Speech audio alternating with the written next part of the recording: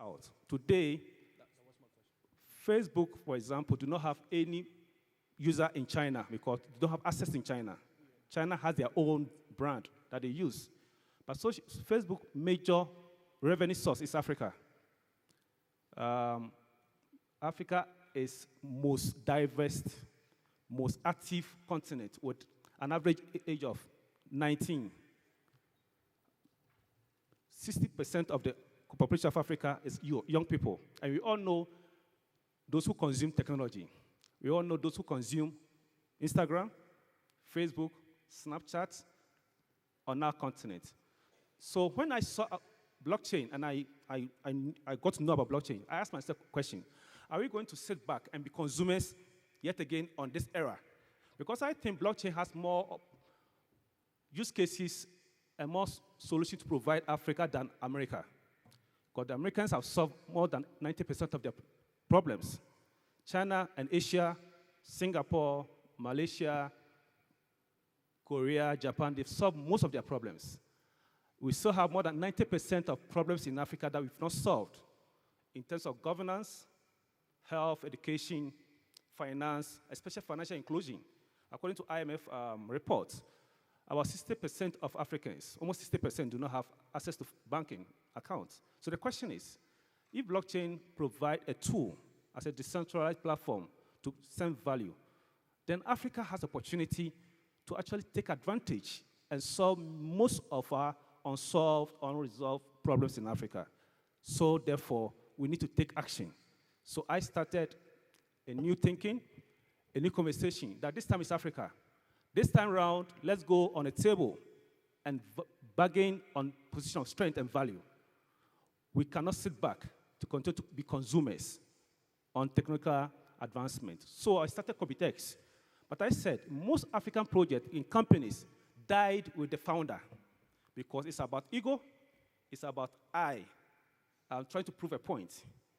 Whereas I know the future holds more prominence with collaboration. It's not about competition, it's about collaboration. So with that understanding, I co-founded it with one guy from Angola and one guy from Nigeria. And today, Cubitex, after 1 year, we've successfully built most advanced blockchain digital asset exchange, which is live, which our native token is used today in Nigeria today to pay for airtime bill, electricity, DSTV, and other airtime, flight ticket, and what have you. Over 3,000 merchants can use our token called KBS on our app to pay for all these things. Started by Africans for the world. This time around, we think that the world will be better for young people in Africa to take active role on this blockchain. So for me, this particular discussion is very important. So if you're a young man here, young person here, and you are thinking of, oh, government is supposed to do this, you don't need to wait for the government to do A or B. There's no society that was developed by politicians. Every society that was developed by business-minded people, entrepreneurs, creators, innovators. And we cannot sit back for government to be ready before we take role. Let's start, like Alibaba would say, in China, we solve the problem first before we take off regulation. So in Africa too, the conversation should be, let's solve the problem before we now present the regulatory position of it. So my challenge to you, the audience, is today I'm excited that Uganda, Kenya, Rwanda, even Nigeria, young people are doing amazing stuff when it comes to the blockchain. And Africa is positioning themselves, not to be just consumers, but active role on the chain of producers, on the chain of creators, on the chain of innovators. So we all win together as a global economy. So with me here this afternoon, where's the lady? There was a lady who was supposed to join us. Okay, so I think these two gentlemen will do the job for us. I'm a straight person. I'm not too much of a communicator. I do more thinking than talking. So Lucas, right? Lucas. Israel. So in 3 minutes, tell us, what do you know about mining and exchanges? How do they interplay? What is the role of mining, and how do we link it to exchange as far as blockchain derivative assets are concerned? Do you want me to talk about mining cryptocurrencies? Because we have a Yes, because mining company, but it's a real mining company. yeah, mining digital assets on a blockchain. So here is mining exchange, ICOs and STOs. So I want you to tell us, we don't know what is mining.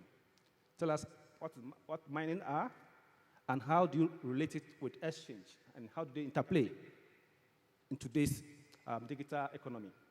Okay, one of the most exciting things about blockchain and cryptocurrencies is that it's a decentralized money. So it means that it's not centralized in one place. It needs the community. You know, everything right now, all the technology is going that way.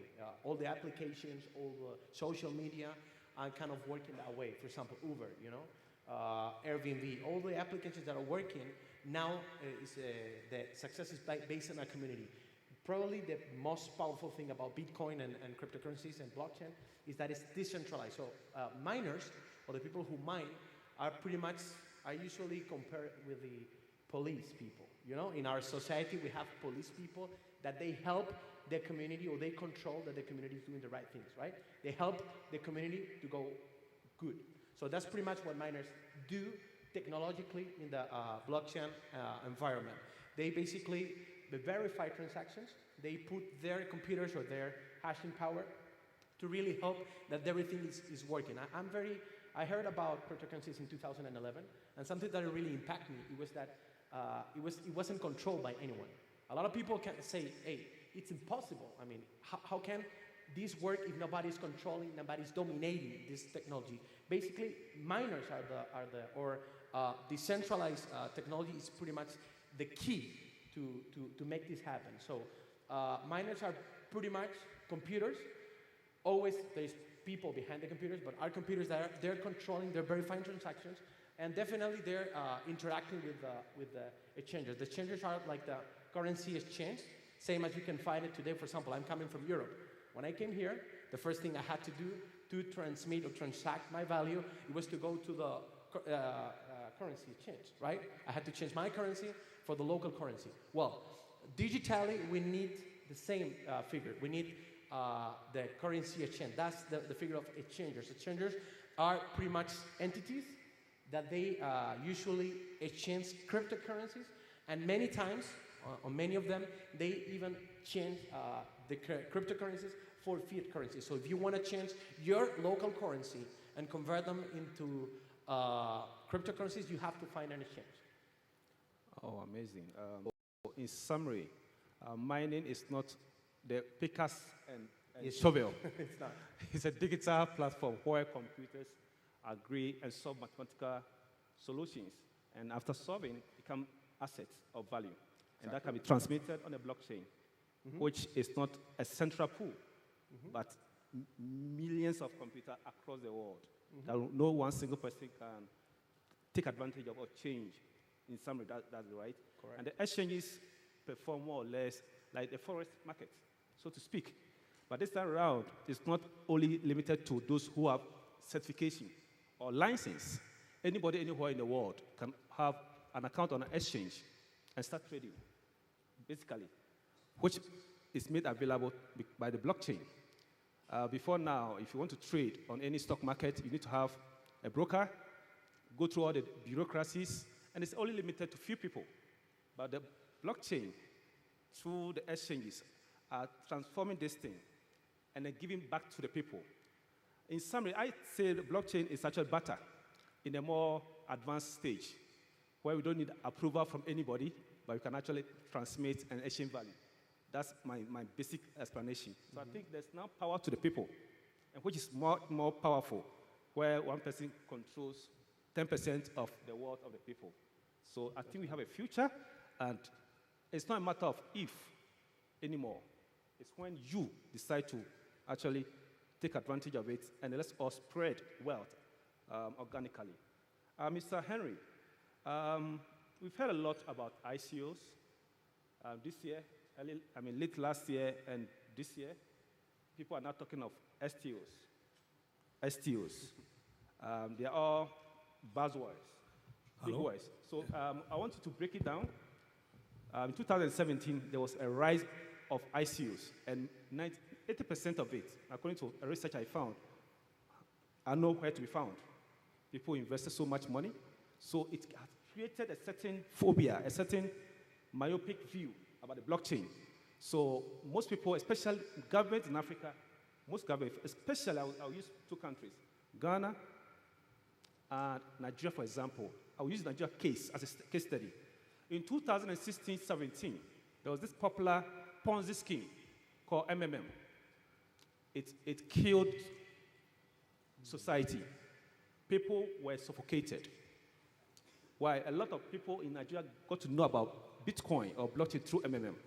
So the moment it died, the whole narration changed. So if you mention blockchain, that Ponzi scheme, I'm not interested. So people lost the desire to knowing more about the blockchain as a solution, and then linked it to MMM, being a Ponzi scheme. I want you to help us to dilute and then diffuse that notion, what STOs are, what ICOs are, and link it back to exchange again. Okay, first of all, my name is Andrew Kibede. There's a typo in the program. It's supposed to be, it says Hendrik. I'm not Hendrik, I'm Andrew. I'm not working for Abu Dhabi investment firm. I come from a company called Core IT, and I'm going to then try to give a short answer. ICOs is what we call an unregulated market. It was a way to fundraise different projects. One of the most famous one is Bitcoin. And then you have Ethereum, etc. And people will use ICOs because it was unregulated, or it's still unregulated. The worst cases I've heard was even honest saying that I actually want to buy a boat, I want to buy a car, and I want to go to Monte Carlo, blah, blah, blah. And this person who said that raised $600,000. So it's not a Ponzi scheme, at least he was honest. So that's the problem with ICOs. It's unregulated, people use it for crowdfunding, etc. Now, the difference with the STOs, which is now on what we call an exponential curve, is that it's regulated by government. In the US, it's SEC, Security and Exchange Commission, who regulates it.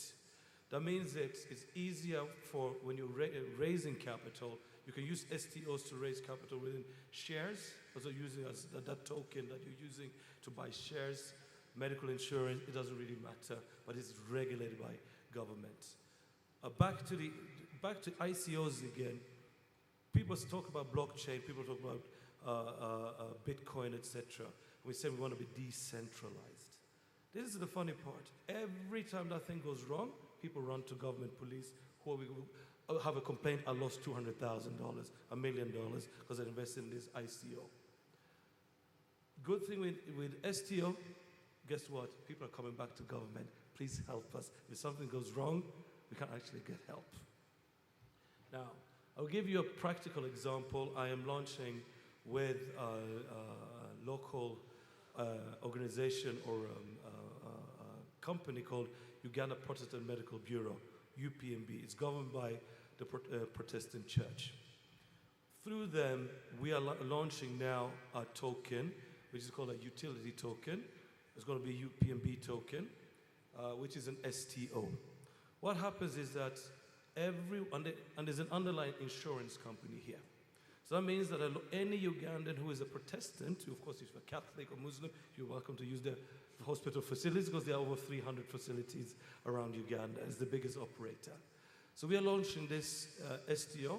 It's going to be called, we're not figuring out the name yet, but basically is that any Ugandan who is a Protestant or wants to use the UPMB facilities, I'm not going to say the date, has to buy into that STO.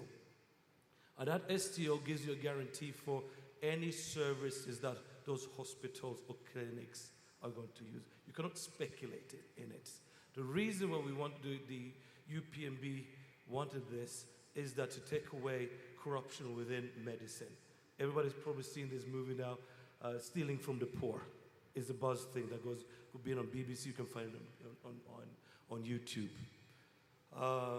Yeah, I'm not sure. I'm going to say if you have more follow-up questions. Yeah. Thank you so much.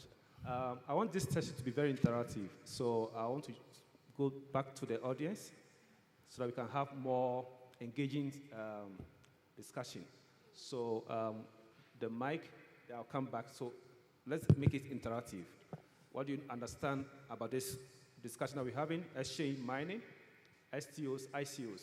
What are your practical experience? And what do you think are some of the solutions you have identified in your locality? Because charity, they say, begins at home. We cannot have global adoption without the needed incentive, needed education, needed awareness for people to actually know the buzzwords, the myth, and the reality, and how we can now associate it with everyday life. It's the everyday life that matters.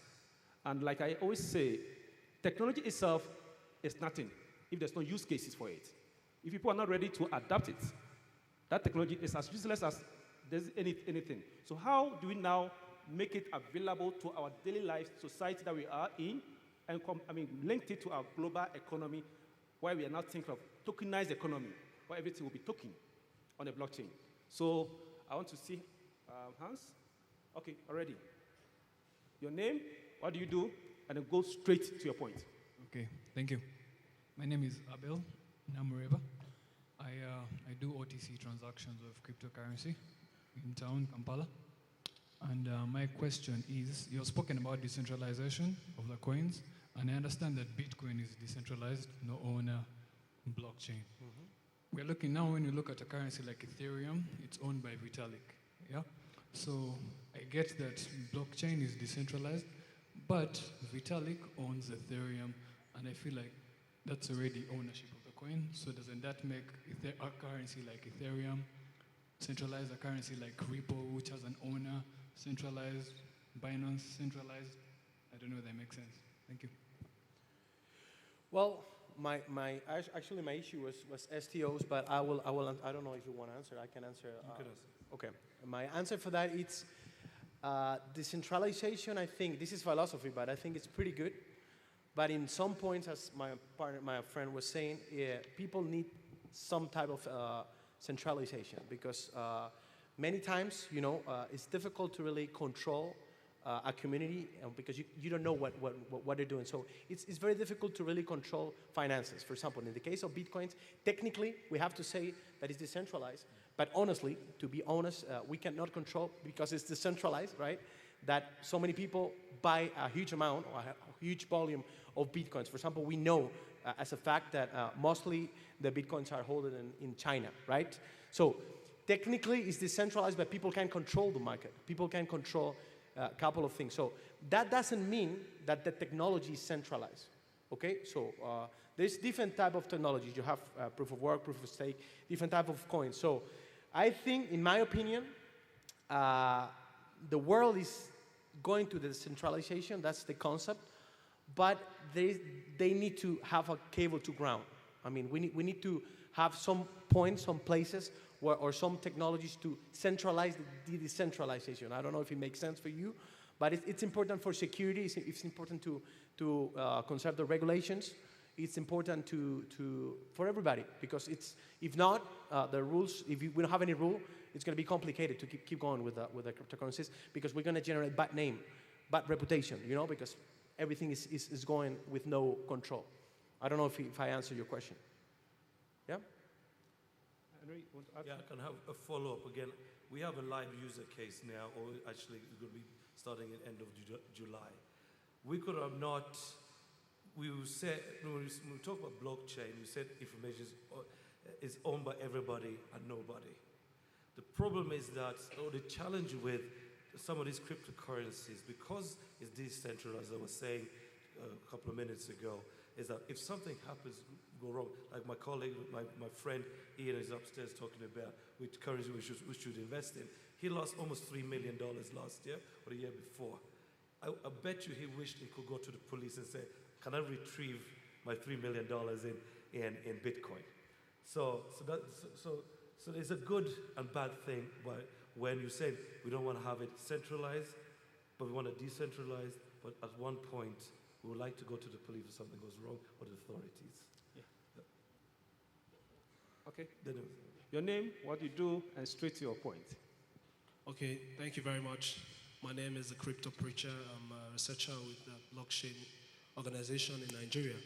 I'm an OTC person too in Lagos. I observe in the few years I've been in crypto world that most of our digital assets, after we've gotten it from them and given them fiat, we send them back to either the Chinese, which in turn pay us again, goes on and on. I don't think it is supposed to be like that since Africa is growing. So I'm thinking if the institutions here in Africa can help where shops can collect and crypto and values will be exchanged. I don't know how that can be possible. But again, I think the question I want to ask again is if the cryptocurrencies that are being developed is being monitored by government, what is the essence of a decentralized system? Because it's being controlled by government. Thank you. I can answer that question quickly. Again, we have a live thing, a live concept going in end of this month. The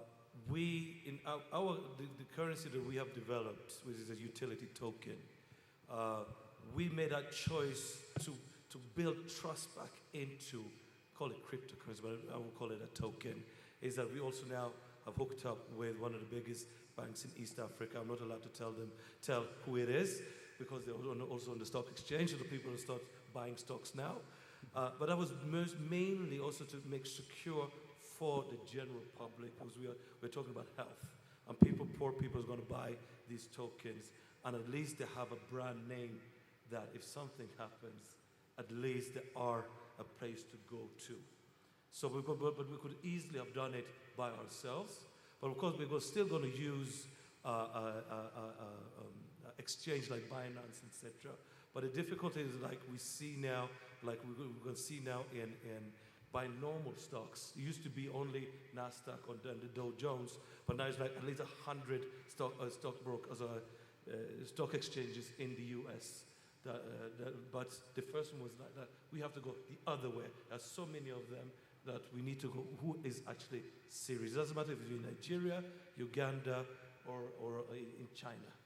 Okay, let me add one more thing. I think it's important to understand something. For example, answering both questions, I'm going to use the Uber example. I think it's a pretty good example. Uber technically is a centralized platform because you have a company that is technically controlling that everything is going good. But you're not calling a company to get a taxi or to get a transportation, right? So it's a decentralized, centralized company, and it works perfectly. Why? Because people want to interact with a chauffeur or somebody who drives the car, right? It makes sense. It's decentralized. You can find somebody in the area that can pick you up. That's, in that term, if we see it from that angle, that's decentralized, right? You're not going to an office. You are just using an application to find the driver that is closest to you. But there is somebody behind that is helping, negotiating the insurances, taking care of the issues, managing the IT, managing the platform. So I think this is a model that is being repeated in different places. Airbnb, different companies, different applications are working this way. We have found in the cryptocurrency industry that we need something or a model like that. We need to have the ability to move to transact, to generate fundraising, STOs, ICOs, but we need like a regulator, or we need somebody. I'm promoting STOs. I feel like we need to regulate. We need a regulator. We need the decentralization, but we need somebody to take care of the users, of the investors, and people that are using cryptocurrency. So it's a decentralized centralization. It's kind of weird, but it makes sense in examples like Uber or Airbnb and other companies. Thank you. Just to add a bit, a society that is not regulated, there will be chaos. So blockchain enthusiasts, users, cryptocurrency lovers, we should not think we are an island. No society can be self-regulated. So one or the other, we should bear in mind that government involvement is key, because the society is governed with rules and regulations. And so crypto cannot operate in a vacuum. One of the major challenges of every crypto operator, both exchanges like we are facing today, OTC people, miners, is how to get physical. Of course, whether you like it or not, cash is still king. It will take much more longer time for us to have a total cashless society. We still have many people with cultural differences. They don't even want to understand what technology is. And you cannot have everybody adopting technology like that. So we still have a challenge to how to marry these two. So my position is this, and this is what we have done successfully with Kubites. We believe you cannot give people new thing all of a sudden. Let them continue to use what they are familiar with, and then begin to introduce something that's more convenient.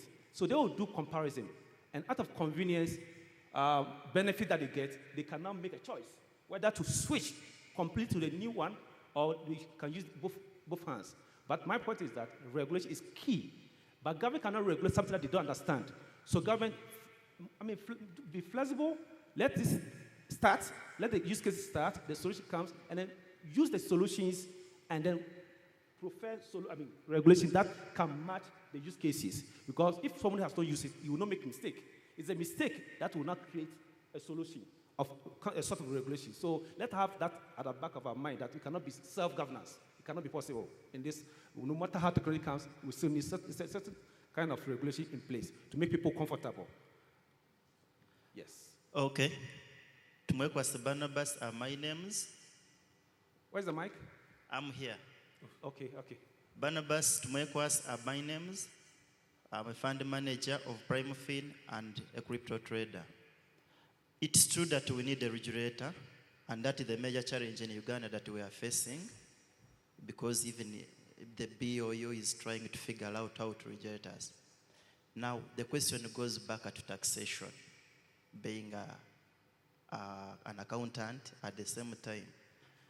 In your countries, how do you handle the issue of crypto trading in relation to accounting, whereby income is not determined, like in those countries where the activity is not recognized? How do you handle it?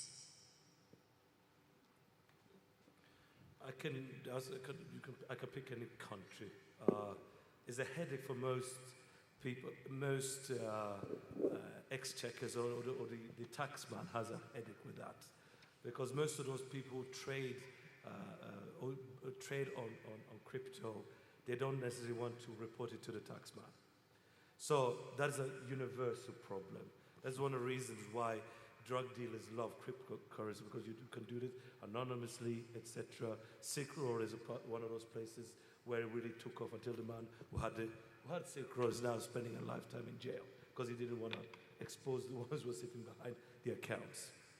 So again, as long as you don't want to be regulated, any auditor, any company who was definitely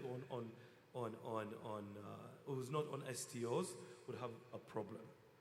And that's the reason why also we are linking up with a bank here in East Africa, because we want to be transparent with those transactions. Because an old woman in the bush in Arua,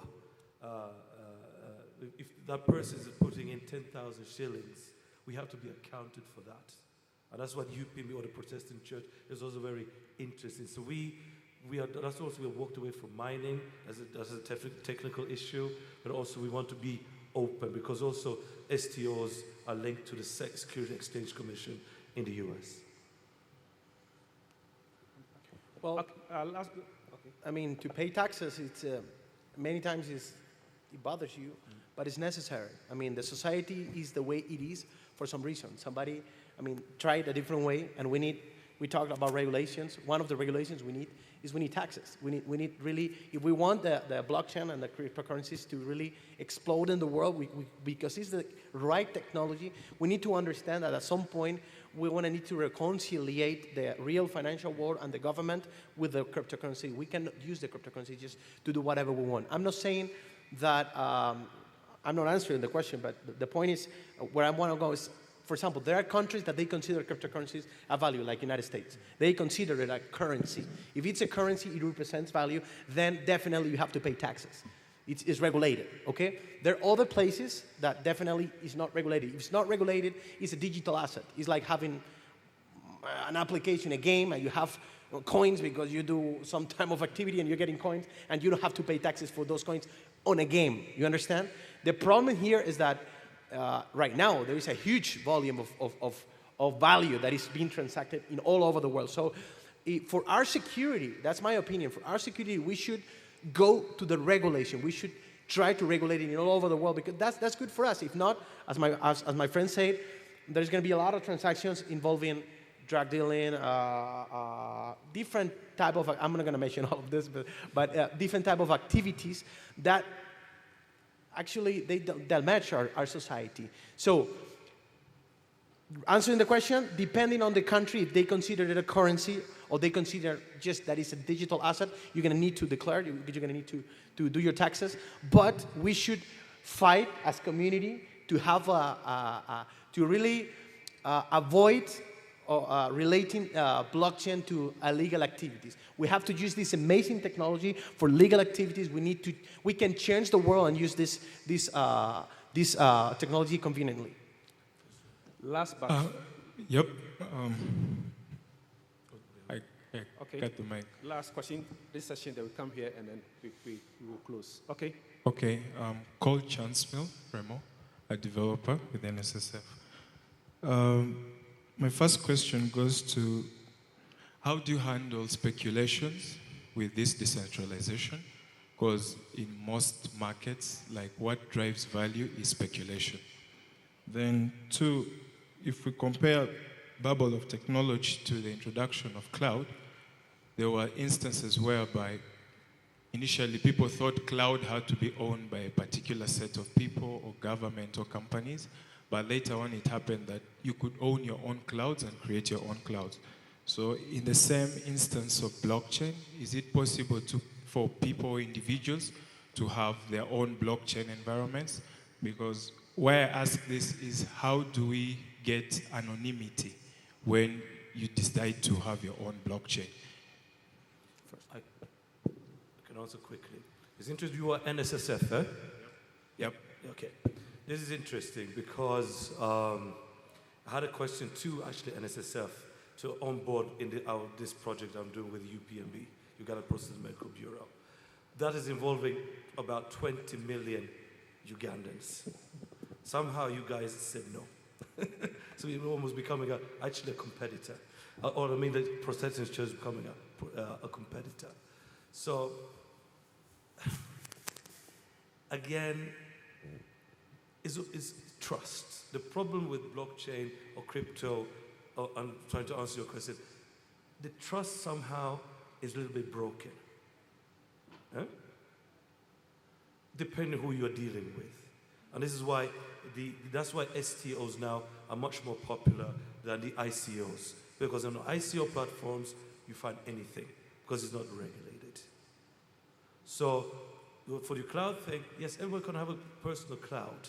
But again, that's why we linked up with a bank that has a name that you actually can trust. Because I can open up a bank and let's say 24 hours, I can start actually a bank. I don't have to come up with a cool, catchy name, but still Barclays Bank sounds a little bit better. UBS sounds a little bit better than calling it Andrew Kibedi. Who is Andrew Kibedi? You get me? I'm not sure I'm answering your question. Okay, so on the speculation, this is how you need to look at it. Even the stock market, which is much more regulated and a day-old industry or financial market, so people speculate. You cannot stop it. But with the cryptocurrency, the maturity is not there. People are still operating with hype and panic, and there's more fear. Why? Because it's not regulated, so one single news can break the market in seconds. So until the ecosystem gets so matured, where people can trust. So if you hear that, oh, one Asian CEO died, and we cannot find the password, it will generate panic reaction. So we need to have more mature ecosystem. Adoption should have to increase. It is your duty and my duty to educate more people, to let them know that this thing is going nowhere. It's just a matter of time, not if. So in terms of speculation, It's demand and supply. So that's up and down will continue to be. But as it matures more, I believe the incidence of speculation and rise and fall, like for example, the last 24 hours, Bitcoin was almost down. The last 24 hours, it has gone to almost 11,000. In the next 2 hours, it can go to 8,000. There's so much panic. So we all have to build the ecosystem to such that it can be more matured and people have more trust and confidence in the new decentralized system that we are trying to build. That's the area we all have to push to get to. Yes. Oh, thank Last you question. very much. I'm Bright Besige from the Financial Intelligence Authority. I think one of the challenges, many of our panelists have talked about regulation. And I think one of the challenges that has been happening here is many of our people are not able to distinguish between Ponzi, pyramid schemes, and maybe real virtual service providers, asset service providers. So many times when one is cheated, the first place you run to is maybe the Bank of Uganda, the police, and the FIA. And we find a challenge because many of the dealers in these virtual assets do not want regulation. And without regulation, the Financial Action Task Force, the FATF, recently passed recommendations guiding countries on how to deal with virtual assets and virtual asset service providers. So these are global norms that require countries to supervise, monitor, for purposes of the money launderers and other criminals that use the anonymity provided by these platforms, good as they are, to, for example, finance terror activities. How fast can we move, or how faster can government and those who are in regulation move to help to contain some of these evils that could emanate from crypto and other virtual assets? Okay. I'm going to try to answer that question very simply and quickly because of time. I personally don't speculate in cryptocurrency. One, because it doesn't give me anything. As the Prime Minister of Singapore said after the crash of 2008, there's a movie called Inside Job. He said that when people start thinking you can create money out of nothing, it becomes dangerous. And this is where we get this, everybody who's going into all these cryptos, because people ask me, what crypto should I invest in? If you ask Ian, Bolina, everybody in the room, I'm betting is getting 1,000 questions on which cryptocurrency we should invest in. We have moved about, I'm using, then I rediscovered what I can do actually with crypto. That's where STOs comes in. People have to understand that cryptocurrency or tokens, or I'll use the word token, is not necessarily something you speculate in. I want to remove the people who are speculating in it. In this country, it was a phase last year or the year before called OneCoin. Anybody who's in Uganda who invested in OneCoin? At least one? Nobody else? Two? That was a Ponzi scheme made by a partner from McKinsey, American firm that went out and did this scheme called OneCoin. Had nothing to do with cryptocurrency. Of course, then the government gets skeptical because they don't really know either what is what. And that's why we are taking, to convince the government with UPMB in this case, we said, this is not dangerous. The customer is actually buying a cryptocurrency, but they don't really know it. And normally I say to people, if you have a digital watch, you don't really care what battery is in that watch. You're just caring about, does it tell time or not? You get me? So, just going back to, how do you get people to buy into it? Most people are not going to buy into it. They're not really interested what's the generating, how I'm moving money back and forth, services. And STOs, you can just link a lot of services to those coins, which you cannot do with ICOs. And the general public doesn't have to know. Israel? I think the best way to control fraud on these type of things is education. I mean, don't forget we are people. Business is done by people, and people always find a way to do the wrong things. It's not blockchain, it's not technology, it's in every aspect of life. So how do we manage this? Simple. We learn from experience, and then we start educating people. Again, we're talking about STOs. What is an STO, and why is that important? It's because the industry by itself is finding their own way, decentralized way, to ask for solutions. What is the solution? I know we want a decentralized currency or decentralized transaction of value.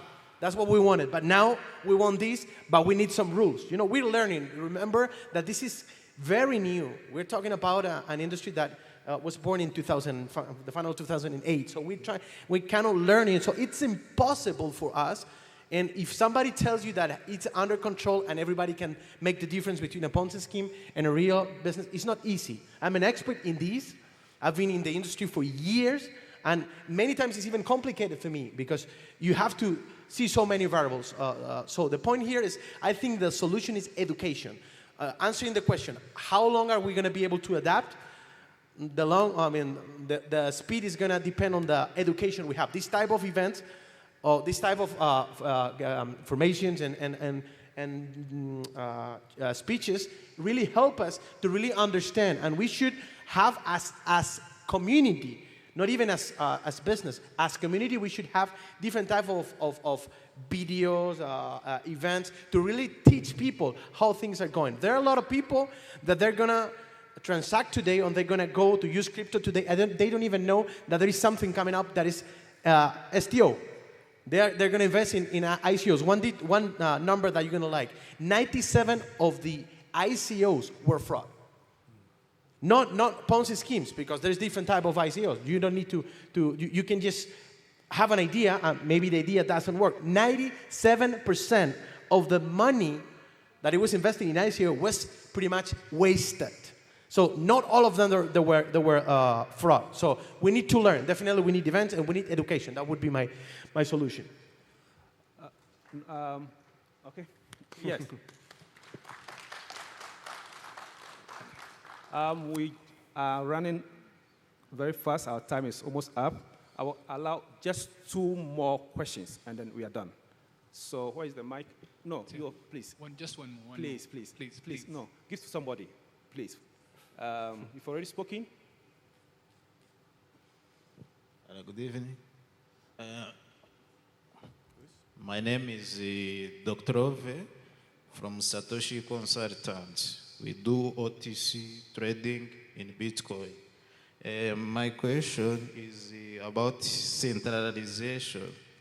So now, if the risk of centralization, this system can be shut down by government anytime. And we have seen this here, where government has put Facebook, social media down. So we have to, as me, like Bitcoin is decentralized. Even the US government cannot shut it down. And you have talked about like Uber. Uber was also centralized. Government also can put it down anytime. I'm not against KYC. KYC can be done, and the government, not the people who use those systems, but government should not have the entire control on all the systems. Thank you. Well, this is, again, it's philosophy. I mean, we have 2 philosophy, but this is, well, we have to understand that this is happening in everywhere. I'm a businessman. I've been doing digital business for years. For example, let me use a different example for you to understand. Regarding to music, some years ago we had a problem with the music. What was the problem with the music? That somebody had the idea that you can download music. When you create a way to communicate internet, right, and you can share files, why not sharing music, sharing video, sharing movies? And what was the problem? It was internet. It was decentralized. So everybody had access. So the industry by itself, again, as cryptocurrencies, ask for regulations, because at some point we realized that we want the world, philosophy, if we talk, we want a world decentralized, nobody control me. But when you have a world without control, then you have to pay the price. The price of a world without control is that bad people are going to use those tools, It's like weapons. I mean, people will use it for the bad. So at some point we need to have a balance. Music, for example, now have a balance. All the guys were killing the market in the internet, selling licenses to get movies for free. The whole industry was in shock. What happened to that industry? They came out with subscription.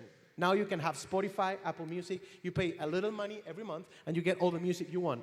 Those guys were killed. So we have to find a point in the middle. That's my answer. I agree that there is something powerful of decentralization. I mean, I use it all the time. I move my currencies. I do a lot of stuff with my currencies. I use it, and it's good. I don't want to lose that. But at some point, remember the number I gave 5 minutes ago. 97% of the ICOs were fraud.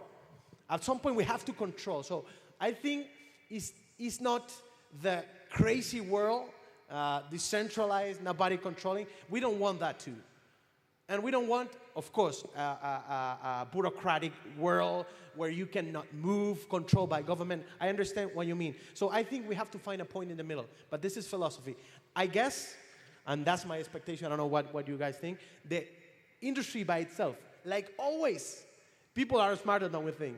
We will find a way. We're finding the way. For example, STOs, for me, is a perfect concept because it's a way to really control or regulate a little bit, a little part of the industry. It's not the full solution. We need more stuff, but we're finding the way. So we need something in the middle.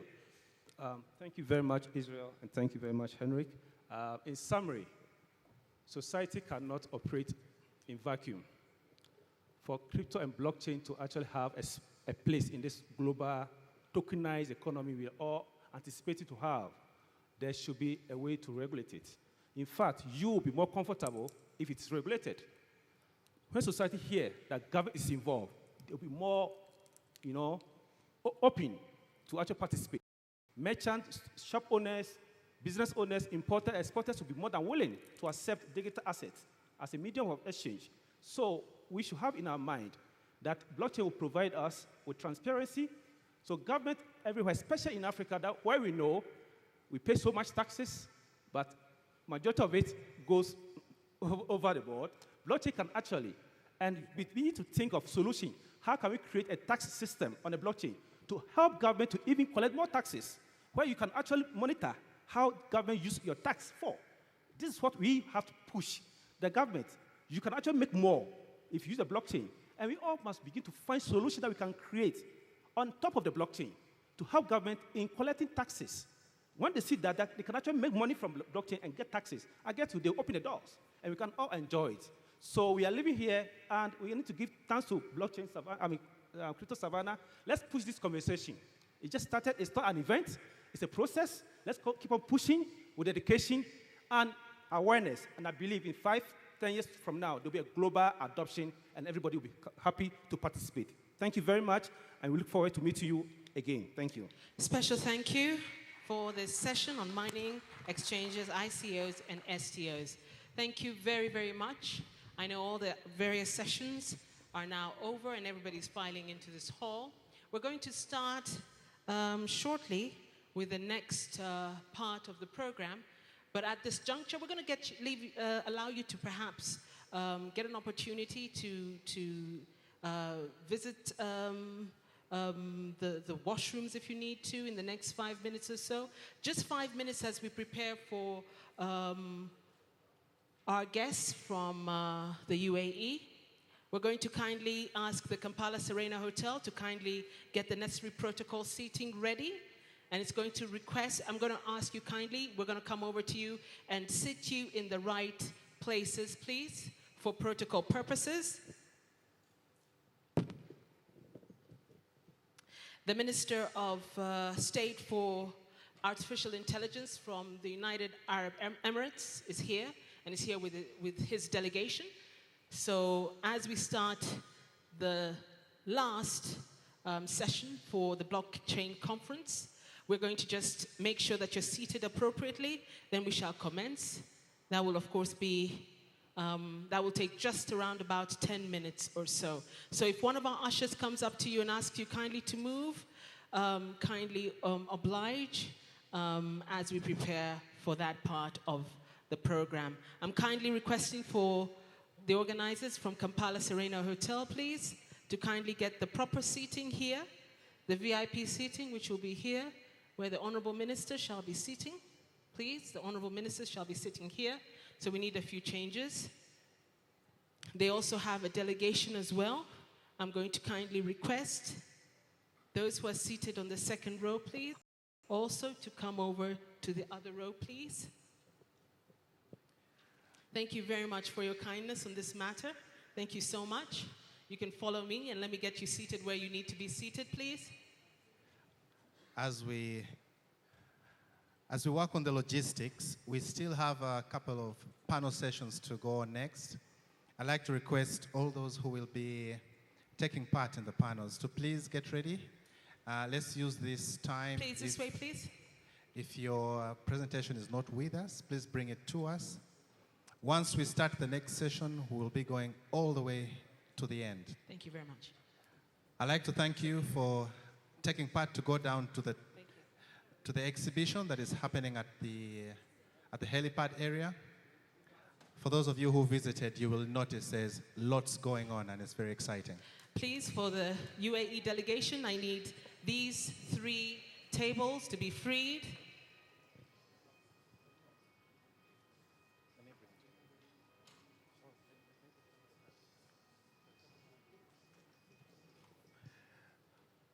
So ladies and gentlemen, as we prepare the logistics for the second half of today's event, I really want to say thank you. I know we have been pressed for time and we have asked you to rush through a number of discussions. Please bear with us. But I also would like to say we have actually seen a number of interesting conversations going on that have been very inspirational. So thank you to the moderators of those sessions for actually making good on time. I also would like to say, for those of you who were in this hall yesterday, we had a pitch competition. And today, before we close, we will be sharing with you who the owner is. I mean owner as in who took it for the day and who our winner will be. All that will be explained in a very short while. We also have a big interview with Sophia later tonight. So audience questions will be allowed. So please rack your mind for a question you'd like to ask Sophia. And as Jen said, our delegation from the UAE is coming in. The Minister of Artificial Intelligence himself will be here. Thank you very much for your kind cooperation. Thank you, Julius. Speakers are going to sit here, please. Here, please. And panelists here.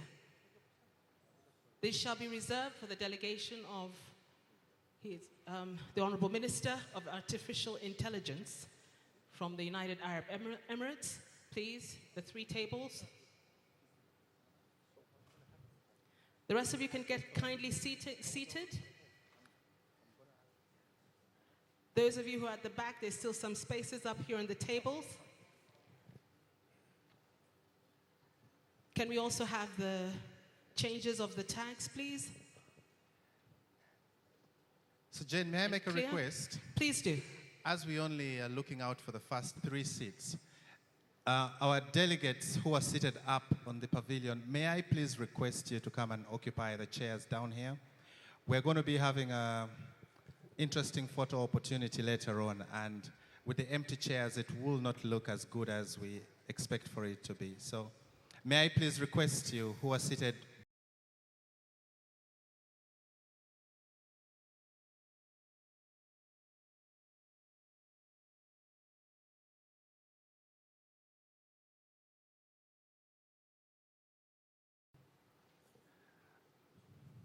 May I please request the ushers to please help me and ask everybody who is seated up to please come down, occupy the chairs at the lower level. It's getting interesting. The climax of our 2-day event. I cannot stop thanking you for your cooperation. And I cannot stop thanking you for your participation. Kindly get seated. If you know you're on the next panel, please prepare yourselves. We hope that the session discussions were interesting.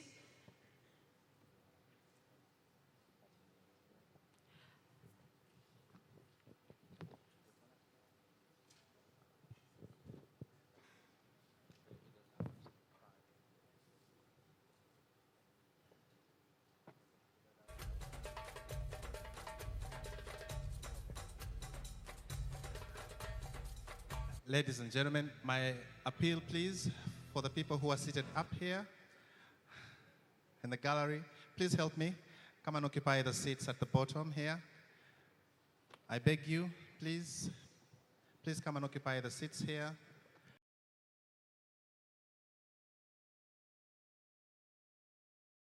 Two very interesting panels to go, and we have what we call rapid fire 10-minute presentations on agriculture, on energy, on robotics, on artificial intelligence, and this is going to be so amazing. So may I please request that by the time the presentations start, we're all ready to receive.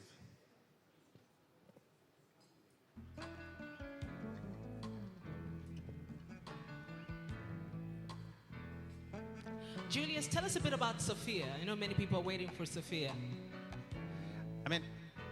First define the name Sophia. Do you know what Sophia means?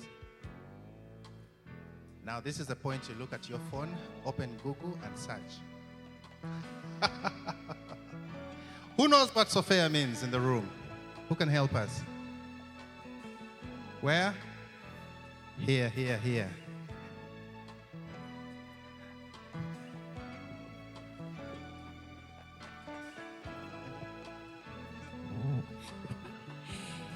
Sophia means wisdom. There you have it, Jane. Sophia is wisdom. Thank you very much. What should people look out for this afternoon session, Julius? Say again, sorry? What should people look out for? My God. What is there to look out for what you don't know? I wonder. So that is the intrigue that we are going to have as we have the interview. Like one of the panelists on the law panel said, there is no single lawyer in Uganda who can reveal all the case studies from the Ugandan system, but Sophia can do that. So that is something amazing. So if there's anything to look out for, depth is something I think we should be looking out for. We should be able to start shortly. 5 minutes and counting. 5 and counting. Please help me. Don't be Jane, just asking, as I meet the different delegates here, what is the trending thing in Kampala right now?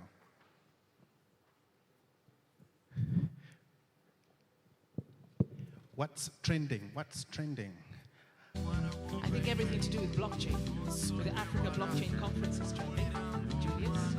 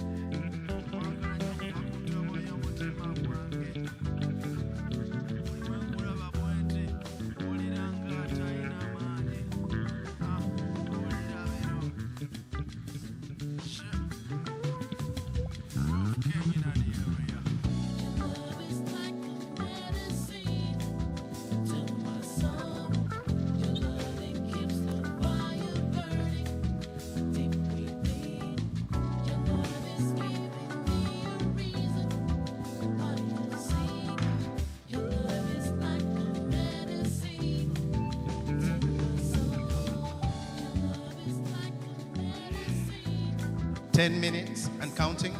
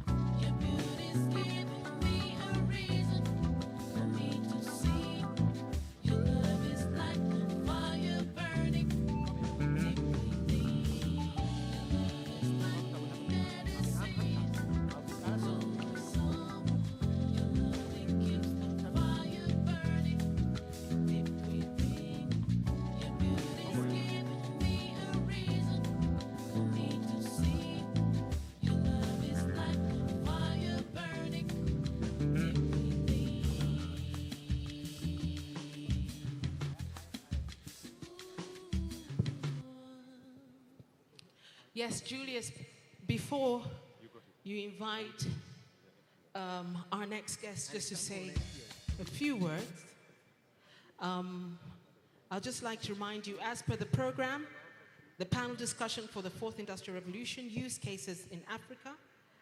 We shall have the moderator being Reginald Tumusime, Amy Robinson, Solomon King, Godliver Owemugisha, and of course, John Chagulani. I'm going to ask you kindly to be on standby because you'll be the next panel that will be going up on stage. Okay. Yes, Julius. So as a teaser, I have a gentleman with me who is going to take us through an exciting presentation. So Israel, you're welcome. Thank you very much. How are you doing, everybody? Are you doing good? You're very quiet. Well, we're going to present, I'm going to go here. We're going to present an STO. We're going to present an example of STO today. My name is Israel Guerrero. I'm originally from Spain, but I feel very honored to be able to present this opportunity. We're going to talk about Blue Hill Mining, which is Blue Hill Foundation. Blue Hill Foundation is pretty much the way to an STO, the Blue Hill Mining STO. Okay. We have talked about STO already, so I'm not going to speak a lot about STO, but we have differences. Let me move it. Okay, between ICO and STO. Quick. The difference, initial coin offering or ICO is pretty much a token that represents. Okay, perfect. There you go. Okay. So ICO represents utility. What is an ICO? You buy a token that represents an utility from a company. Let's say I have a coffee shop. I want to open a coffee shop, but I don't have the funds to create my own company. I can sell coffees before I even have my business. I can provide for you a token without discount for you in the future. So if you like my coffee because you have been in my home and you have tried my coffee and you want me to put my business, you can participate into my business buying a token. Okay? What is the problem with ICO? We say it represents an utility, but it's not an unregulated market. That's the reason I said before. 97% of the ICOs in the world never made it right. So people basically lost their money, lost their utility. They didn't have the possibility or the ability to really enjoy that utility they bought. And they have high volatility. Why STO token? It's so popular and it's becoming the next generation of tokens. First, it represents value. You're not buying an utility. You're not buying a currency or a coin to use in a platform. You're buying something more like a share. You're buying something that represents value. It has legal rights. As my friend was saying, you can go police. It's being controlled by somebody that is taking care of the country or taking care of you, or a regulator. Asset back. In our case, our token is more exciting. It's not it's one of a kind STO, because we're talking about a real asset. We have an asset behind the token. Example, let's say you go to today, you go to the bank for a loan, and you say, hey guys, I have the best idea in the world. I have found, healthy cigarettes. This idea is going to change the world. What do you think the bank is going to tell you? Are they going to give you the loan? Yes or no? What do you think? No. Why? Because banks, they don't invest in ideas. They know that ideas can be very good, but all the businesses, they need an environment to become true, right? Am I right or not? So they don't invest with that. They need guarantees. They need security. That's why if you go and ask them for a loan with nothing, they will give you nothing. But what about if you go, but you have a property, and you say, I want to put my property as guarantee. Do you think this changed the equation? Definitely. Why? Because now the financial institution has approved, has a guarantee, has something, that provides security. That's why STO is called Security Token Offering, because the environment is secure. In our case, we have a very powerful real asset to back our token, which is the Blue Hill Mine. Okay, what are we going to do? We're going to tokenize the mine, one of the largest reserve of copper in the world, which is in Asia. Okay, I'm going to talk about the mine in a few seconds. But what we're going to do is we're going to tokenize 30% of this mine. 70% of this mine, it'll be placed into the Toronto stock market. So for the very first time, we're going to be able to compare two things. The share into the stock market, and we're going to be able to compare it with the token in the exchange, which is very good, because that's going to make it a solid. It's going to make a solid environment to really avoid the token to have volatility. Okay. So, what is this mine? This mine is called Blue Hill Mine because if you see it from the top, you're going to see it blue, and it's 7 times the size of the Principality of Monaco. It had different minerals: gold, nickel, cobalt, copper. It's between China and Russia, Mongolia, as I said, in the south of Mongolia. And it worth over $1 billion, USD, okay? So we have been doing geological work here for 8 years, and we have found different minerals that are very important. But let me show you something quick. Okay, again. There you go. What do electric cars, smartphones, laptops, and airplanes have in common? Copper, nickel, and cobalt. Copper, nickel, and cobalt are natural minerals that come from deep inside the Earth's crust. In fact, everything around us is made from raw materials that come from the Earth. Here at Blue Hill Mining, it is our job to safely extract minerals such as copper, nickel, cobalt, and gold from the Earth. First, we need to find them, mine them, process them, and restore the mine back to its original natural condition. The name Blue Hill Mine comes from the amount of oxidized copper on the surface, which gives it that blue turquoise tone, like the neighboring mine, Turquoise Hill, that lies on the same copper and gold belt, which today is one of the largest copper deposits in the world. To discover all the minerals at Blue Hill Mine is challenging due to the vast surface area, which is 70 times the size of the Principality of Monaco. And a further challenge is to find these minerals in the Earth's crust. Over 8 years of geological planning have gone into the Blue Hill Mine, with results indicating large volumes of copper, nickel, cobalt, and gold. The ore bodies that were created over 1 billion years ago from the magma that came up through the Earth's crust form the current copper, nickel, cobalt, and gold ore deposits at Blue Hill Mine. Only less than 10% of the surface area is already explored, which means that the full length of these ore bodies is unknown. An additional drilling program is in place to discover the entirety of these ore bodies and the full potential of the mine. More copper, gold, as well as yttrium and ytterbium, and a 13.5 kilometers long tungsten ore body has been identified on the remaining 90% of the surface area. Blue Hill Mine will continue to explore geological works, including more drillings and at a greater depth to discover additional mineral ore bodies in this rich mineral belt. This will dramatically increase the total amount of minerals and, most importantly, to bring these estimated mineral deposits to proven international standardization for the reporting of mineral resources and or reserves using the world's best advisors in the mining industry. By bringing these estimated geological results already performed to international standards can bring the value of Blue Hill Mine to 334 times its current value. In order to achieve this, 30% of Blue Hill Mine ownership will be sold in the form of a security token offering, STO, which are digital assets-backed tokens, like programmable ownership, such as Bitcoin is programmable money. The reason for this STO is to service as a vehicle for seed money to bring the mine where it is today to international standards in order to place Blue Hill Mine into the Toronto stock market. Thanks to the transparent blockchain technology, token holders can participate together in our journey, placing the profits in the hands of token holders rather than the industrial giants. For more information, please visit Blue Hill Foundation. Well, because I don't have so much time, let me just finalize this presentation explaining that we have a pre-STO open. What is a pre-STO? We definitely know, because we have do the drillings already, that we have all those minerals. So this, and it was evaluated by very important companies of the sector. So we are launching this pre-STO where you're gonna be able to get the token for 6 cents, okay? 6 cents US dollars. And we're doing it because we want to do the new drillings and we want to pass the regulatory process. So right now, we are launching this for you to invest until the 31st of August.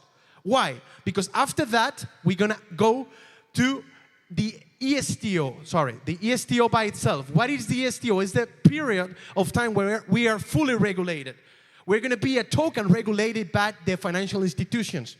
That means that institutional investors are going to be able to buy this token. This token is not going to be able for people later. It's available for people now until the 31st of August. So we're going to do this STO, and we have a plan, okay, to launch it we have different commercial arms that they're going to sell it for us in the financial institutions, okay? The price at that season will be 14 cents. Then by the first quarter, by the quarter 2 of 2020, we're gonna list this token in the exchange, okay? But the price to list is gonna be 45 cents, which is the real price. Actually, if you divide the value of the property, the value of the mine, in between the tokens, the total token supply, you're gonna see that the price is 45 cents. So you're buying something at 6 cents that it really costs 45 cents. And we have a plan to take it to $30. I don't have the time to explain all of this, but we have a stand here, and we're going to be here. We have different light papers. We have all the information in our website, and you can contact us, and you can see a little more about this new generation of STOs. In this case, an STO with a real asset, a powerful and one-of-a-kind asset, and the possibility of participating, because people didn't have the chance to participate in mining before, but now we open that opportunity. Blue Hill Foundation is that opportunity. So thank you very much for receiving me, and it was an honor to share this with you guys. Thank you, Israel, for your presentation and insight into what you do and how we can benefit. Ladies and gentlemen, we are going into a very interesting session as we begin to wind down 2 days of interesting conversation, some of them very intriguing. Unfortunately, we don't have enough time to go in depth in a number of things, but I thank you again for your patience and your perseverance as we get through. The next session is interesting. We call it rapid fire because we have 10-minute presentations, and we have about 5 presentations. And all this is trying to bring to light the different discussions we had in the breakaway sessions, and also as we begin to reach the climax of our event, to begin to position ourselves about the next steps. So please invite with me our next speaker, who is going to be talking about opportunities within the 4th Industrial Revolution in solving agricultural challenges. Welcome with me, Dr. Dick Nwamanya. Doctor, you're welcome. Dr. Dick Nwamanya. Dr. Nwamanya is the president of Uganda National Farmers Federation.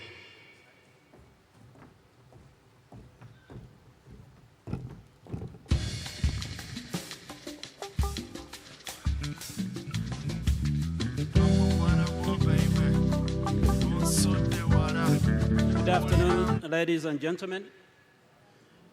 My name is Dr. Dick Nwamanya Kamganga. I'm the president of Uganda National Farmers Federation. I have a series of confessions to make, confessing my sins. The first one is I'm not a jig, so I seem to be a fish out of water. I've just come down, okay. Yes, this is a glimpse on my, my lifestyle. So finding myself here, I seem to be like a fish out of water, gasping for my breath in the last two days I've been here, hearing blockchain and everything else. But give me an opportunity to, how do I go back? Oh, sorry. Tell you a bit about Uganda National Farmers Federation. Uganda National Farmers Federation, as you can see from the slide, we already made our own network. I guess what I have understood, the little I've picked in the last 48 hours is that blockchain probably is based on networks and all that kind of stuff. We already formed a network. It is a network of smallholder farmers across this country, estimated at 8.9 million Ugandans. We are the largest employer in this country. We are the largest source of food in this country. And we are the largest also source of creation of wealth. That is in Uganda. In Africa, out of 1.2 billion Africans, we are smallholder farmers, we are approximately 900 million. I am counting your son, your daughter, and your cousin, and your auntie, and your grandfather, all who are directly depending on the farm as their livelihood, source of livelihood, jobs, and income. So we have a network that begins bottom up, that is at household level, leading to village executive committees that are leading at that level, then to the parish, then to the sub-county, then to the district, and then to national level. So from the first picture, I'm a smallholder farmer with 75 dairy milking animals, and produce approximately 600 liters a day of milk, and I'm slightly above the average of the smallholder farmers on the continent. By the way, worldwide, we are 40%. We produce 40% of the food and the employment worldwide. Now, what I'm giving is what opportunities. I will begin with analysis based on the problem. Since I was born on the farm, as farmers, smallholder farmers, we have faced, I would say, at least 9 major risks. The first one, because of our large numbers and our small enterprises, we are scattered across all planes of enterprises, difficult to organize, and therefore we face what I would call organizational capacity risk. Ability to condense ourselves into profitable enterprises that would be able to enter into the formal economy, that is money and formal employment and the like. That's one major problem number one. And because of that, organizational capacity risk were exploited by the middlemen. How does this relate to the question of the day? My key question here is, I'm not bringing answers, actually pointing to the opportunities. I'm asking the jigs and the gurus, how can blockchain and FOIR help us overcome organizational capacity risk? The second is basically everywhere, if you are an entrepreneur, I've listened to thousands of entrepreneurs since I arrived here yesterday, without money and the cost of money, probably it would be difficult to have many entrepreneurs on the globe. So we face the issue of financial exclusion. Bankers here will tell you agriculture is risky, we can't go there. You and your families, you will tell your children, don't go into, there is no future in agriculture. So because of the limited or exclusion in financial markets, we face the problem or the risk of financial, we face financial risk. The third is related for smallholder farmers in Africa mainly, is about climatic patterns. And we have seen several changes over the last 3, 4, 5 years. Currently, we're going to face potential famine because of drought. And this is a very critical risk. But the key question here is, can blockchain technology, fourth industrial revolution, provide an opportunity to overcome this kind of risk? I have a problem with my site. I didn't know. The fourth is the know-how. The know-how, the ability to adapt. Even the research institutions produce the research, the technologies that would be converting our labor into more productive labor and more profitable enterprises, but access to this know-how is very limited to us. The fifth major one is market and prices, market predictability and price predictability.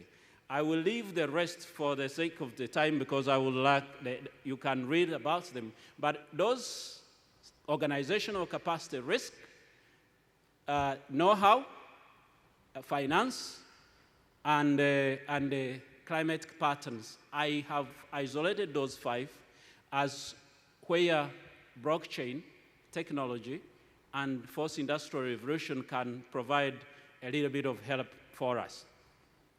When I listened to the speakers here, there was a little bit of hope for me. Can fourth industrial revolution help us mobilize, organize, coordinate, and empower? If yes, who do I partner with to help to start with the Ugandan farmers here? The second, can it help democratize farm finance access and affordability? I heard very many people talking about the traceability, the universalization of access of finance, community financing, all these kinds. How do I make sure that my 8.9 million constituents get to learn of these opportunities? I am not speaking as an expert. I'm a fish out of water. So I hope I'll be helped. Can it help democratize know-how and examples I've heard of e-extension, a partnership, an ecosystem of researchers, the farmer, and the universities in which, and the technology companies and satellite companies that can help real-time information delivered to the farmer, as long as there is an interface between a computer and a mobile phone. I'm told this is possible. Whom do I partner with to tap this opportunity? Help increase transparency in agro inputs and systems development. If you are Ugandan, you know the biggest problem in this country is actually fake agro inputs. How can blockchain transparency induced by blockchain and fourth industrial revolution help my 8.9 million Ugandans overcome the issue of fake agro inputs? How do we partner, who do I partner with to make sure that is solved? The 6, help increase in agricultural value chain pricing systems and incentive structure for the farmers. I'm told through the agro industry, blockchain technology, it is possible to have transparent transactions, traceable up to the bottom 8.9 million Ugandans. Therefore, that could be an opportunity for us. Help increase transparency in domestic and international policy. Now, I will not run away from this platform without talking about what I fear, like the moderator yesterday introduced, that a lady was quaking in the bank asking what is blockchain, what is going to happen. I'm worried. Your computers, your mobile phones are coming. We hold them, but we don't know how to use them. We don't know what you do with our data. The question of data ownership, the question of data advantage, economic advantages. Who do I engage to make sure that the smallholder farmers, the smallholder farmers I represent, whose main 4 objectives is farm productivity to ensure their livelihood, their increased income, household incomes, secure jobs for their offsprings, because I'm told your machines will be taking away the job. Sorry, sir. Yes. I'm so sorry, sir. Yep. At this juncture, I'd just like to recognize the arrival of the Honorable Minister of the State for Artificial Intelligence of the United Arab Emirates, Honorable Omar Sultan Al Olma, the Minister of State for Artificial Intelligence in the UAE, and of course, he's flanked by our Minister of Finance, Honorable David Bahati. As the delegates get in place, I'm going to kindly ask all of you to rise for the anthems as protocol dictates. Can we rise, please?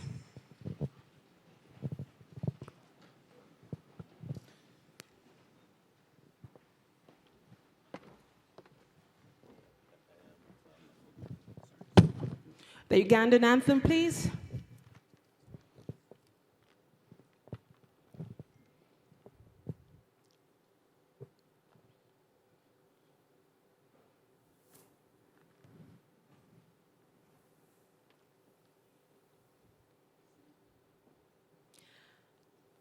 Oh, Uganda, God uphold thee. We lay our future in thy hands. United, free, for liberty together, we'll always stand.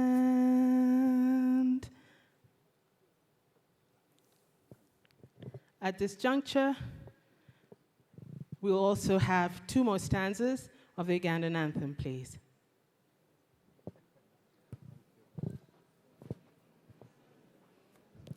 Heeds us, our eyes and praise will be. For all we see, our future feet, and always country we see. Oh, Uganda, Uganda feeds us. Our towns and fields of soils grow. And so and we shall we still together. Africa smile. Thank you very, very much. At this juncture, I'll call upon the anthem For the UAE, Dubai, please.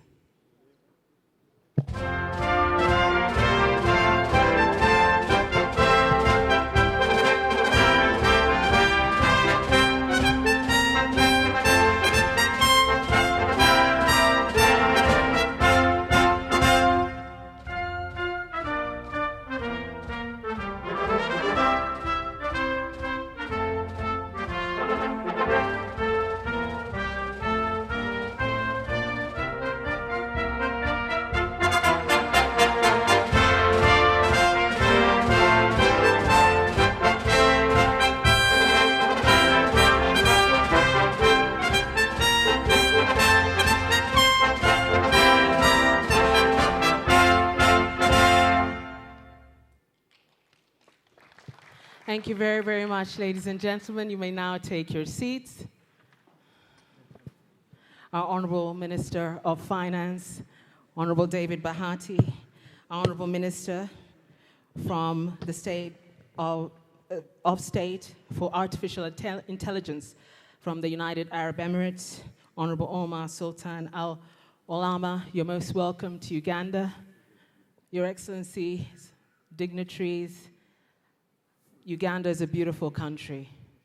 I know you flew in just specially to be here at the blockchain conference, but let me tell you, I wish you were staying for longer. If you think Dubai is beautiful, you haven't seen Uganda. Yeah, you haven't seen Uganda. Not only are we beautiful people, and not only do we have a beautiful terrain, and not only do we have beautiful food, we also have a beautiful anthem. And it seems I was the only one who knew the anthem today, so when we play it again, we need to sing it with all gusto. So, honorable ministers and dignified guests and delegates, you found us in session here at the Africa Blockchain Conference. Dr. Dick Nuamanya, President of Uganda National Farmers Federation, was talking about the opportunities within the fourth industrial revolution in solving agricultural challenges. Uganda is a democratic country. Our president's very democratic. I must not cut off the good doctor. So at this juncture, I'd like Dr. Dick Nuamanya to come back and just finish a few of his presentation concerning the opportunities within the fourth industrial revolution in solving agricultural challenges. Thank you very much.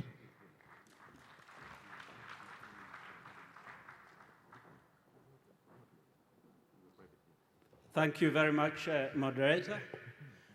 In Nkore, we say he laughs better who laughs last. I'm honored to speak in presence of Your Highness, Honorable Minister of State.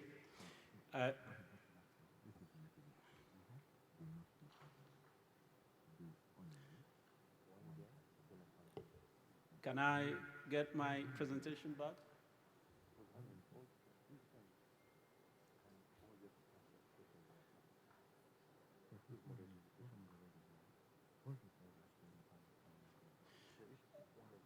Your Excellency, my name is Dr. Dick Nuamanya Kamganga.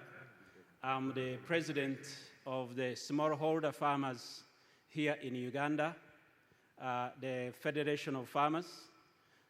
This is a group of farmers that are in the range of between 1 acre to 15 acres per enterprise.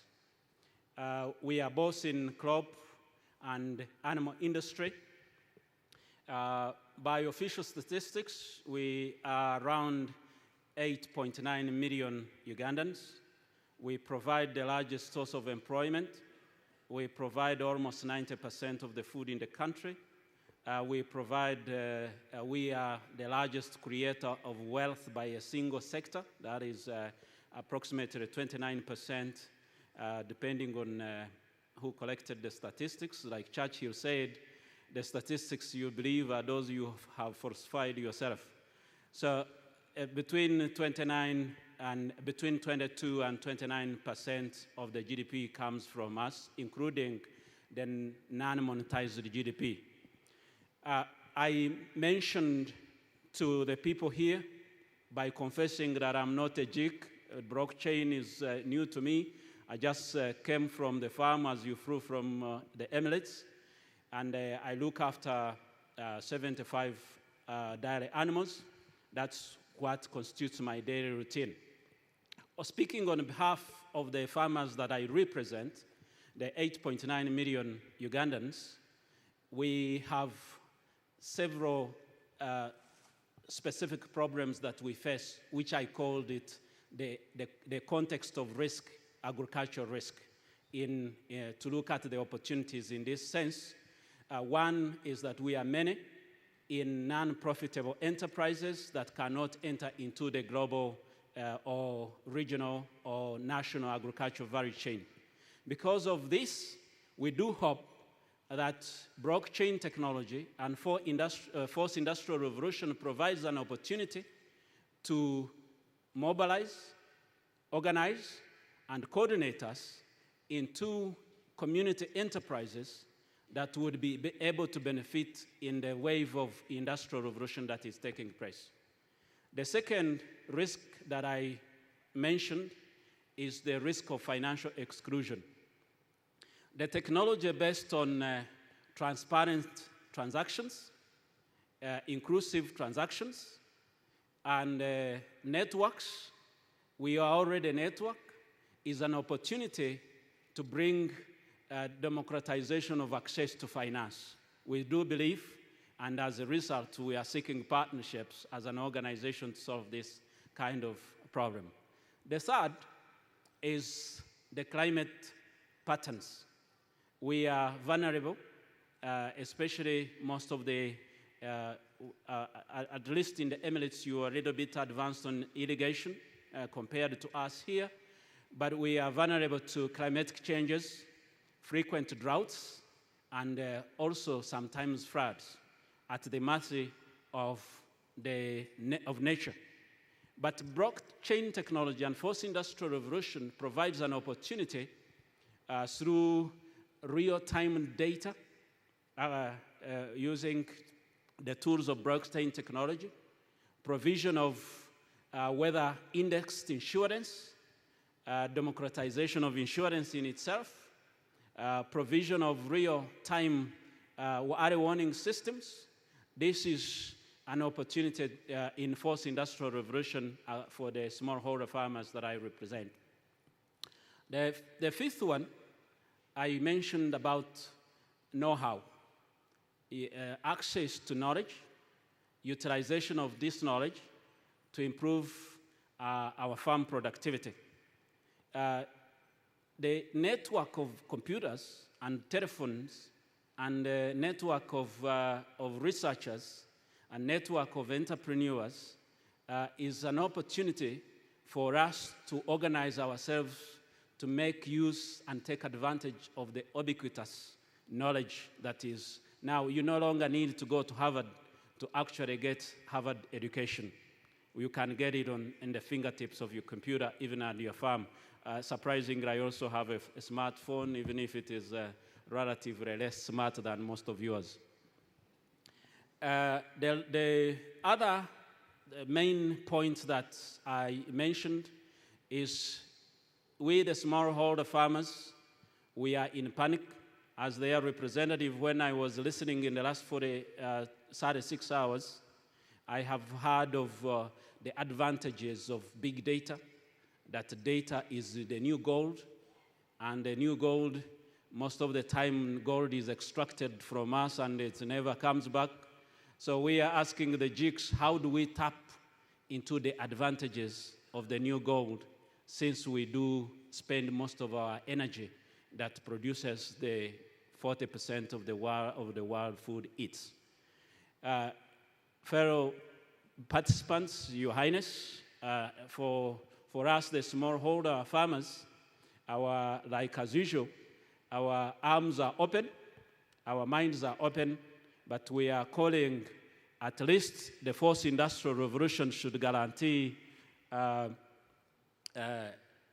4 main concerns. Your Highness, that is,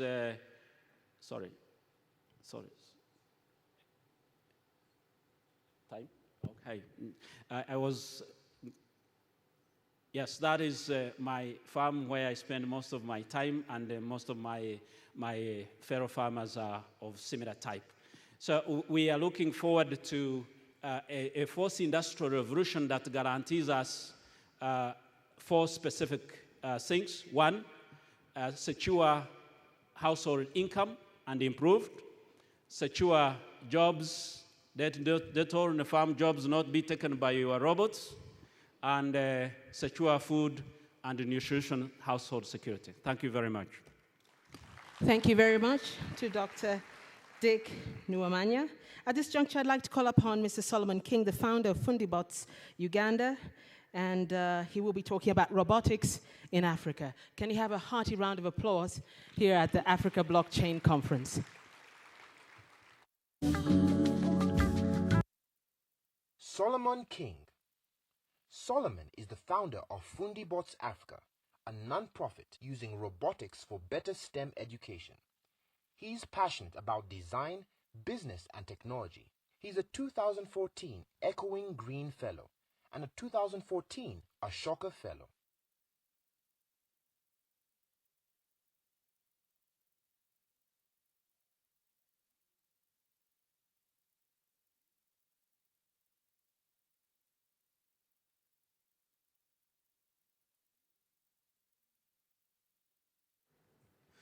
All right, I'm waiting for, excellent, thank you.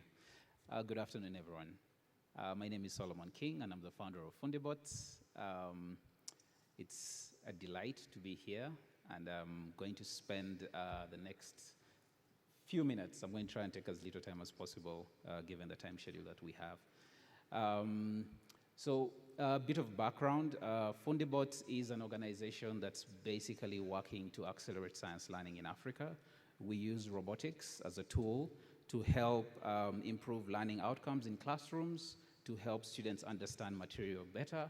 And we use robotics primarily because of its exciting and fascinating nature, but we're also expanding into other areas, including enhanced science curriculum and developing new tools that we can use to explore solutions in the communities around us. So I'm here to talk about use cases for robotics. As an education institute, we basically provide the foundation for knowledge, and the goal for our students is that they're able to use this knowledge to impact communities around them. So I'll run very quickly through because of the time limitations.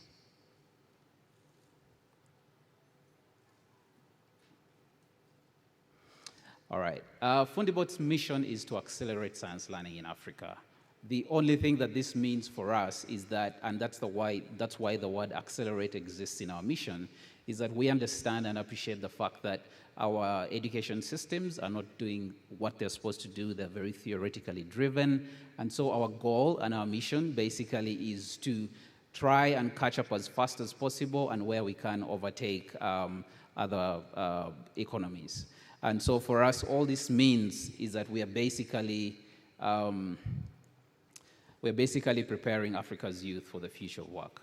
And so we'll take a little bit of time and explore some historic contexts in terms of where Africa has been and in terms of where the industrial revolutions have taken us from. So technology is on a relentless march. Every single day as humanity, we've always been at the cusp of, at the threshold of the future.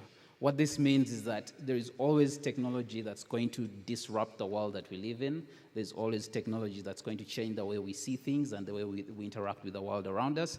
And so we need to be aware of this on a consistent and on a daily basis. And in order to understand the context for this, we will take a very quick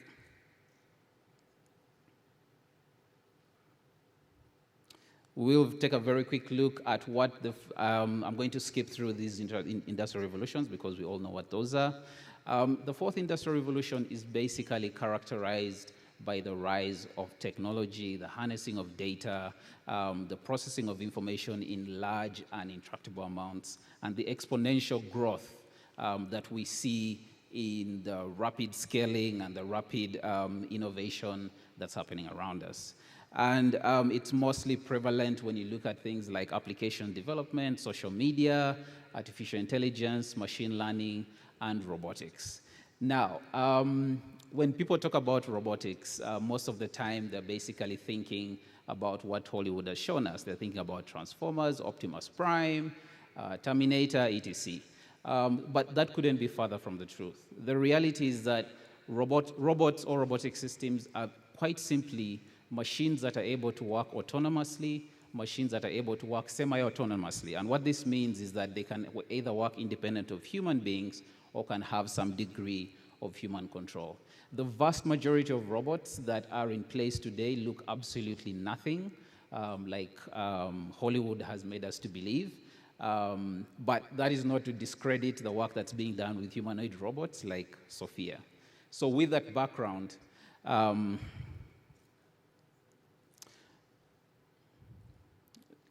me just, I don't know if it's me pressing the wrong buttons or,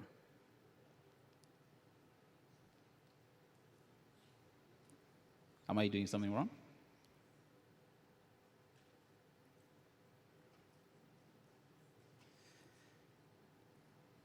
Wow. All right. Okay, thank you. Thank you.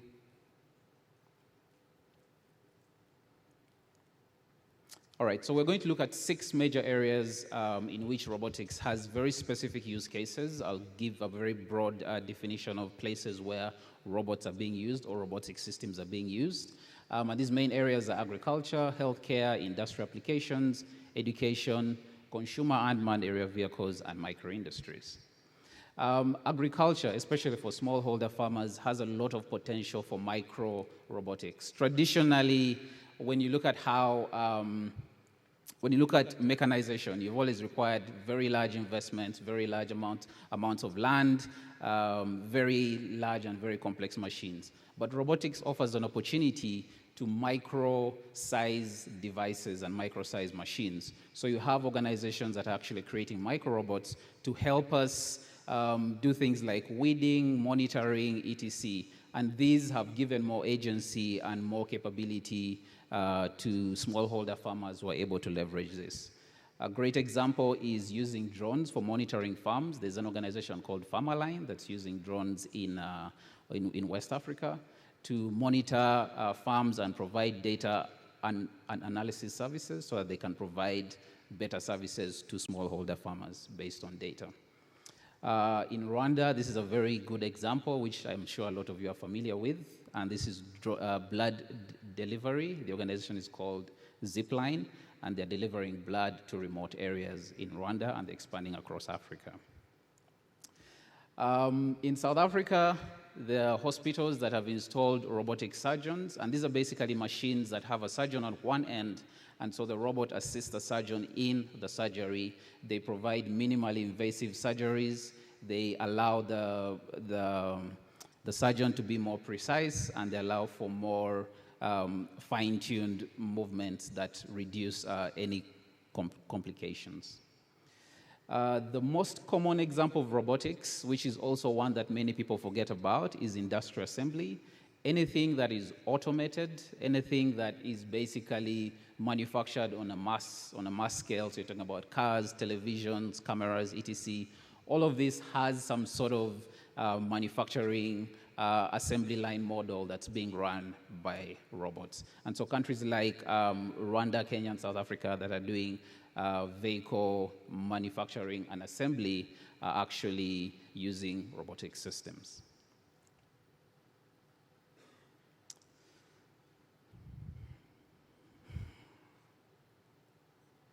Also, the water that you're drinking in front of you most likely has been packed by some sort of machine that's assisted by humans.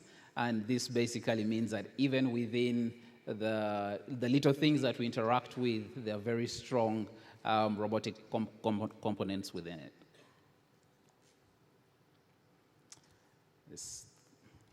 Yeah. And then for consumers, most of us are familiar with drones. The technical term is unmanned aerial vehicles. but they're commonly called drones, and many organizations are using them to map disaster areas. This is a very fascinating example that shows inequality in South Africa, and it's done by this artist. And pictures like this are only capable because drones offer very high-level views, and drones are robotic systems that we use on a daily basis. And then robotics allow us to take photos of dangerous places. They allow us to take photos of places that would have been traditionally inaccessible, and they liberate the photographers and videographers to be more creative in their work. The really beautiful thing about how these robotic systems have transformed economies is that they've allowed micro-industries and CNC manufacture, and they are basically allowing individuals and innovators to create and tinker with things like 3D printing and laser cutting within their homes, within their communities, and these have opened up new ways in which people are actually able to innovate faster and take more and better products to the market. And then for us, this is our big thing. Education is really, really important for us, and so robotics plays a very big role. When we had just started, there were a handful of organizations that were doing robotics in education. Now there are literally hundreds, if not thousands, of organizations across the African continent that are basically using robotics as very powerful tools to transform education. This has been really successful for us because we've built a network of about 8,000 schools across 8,000 students across 120 schools.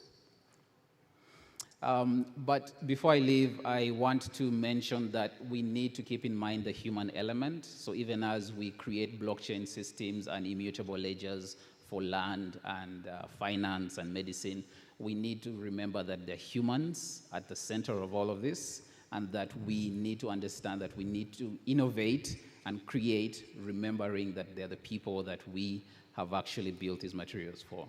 And we know that there will be better work. There are all these questions about how much work robots are going to take away from us, but there's going to be better work, but we need to remember this. And then finally,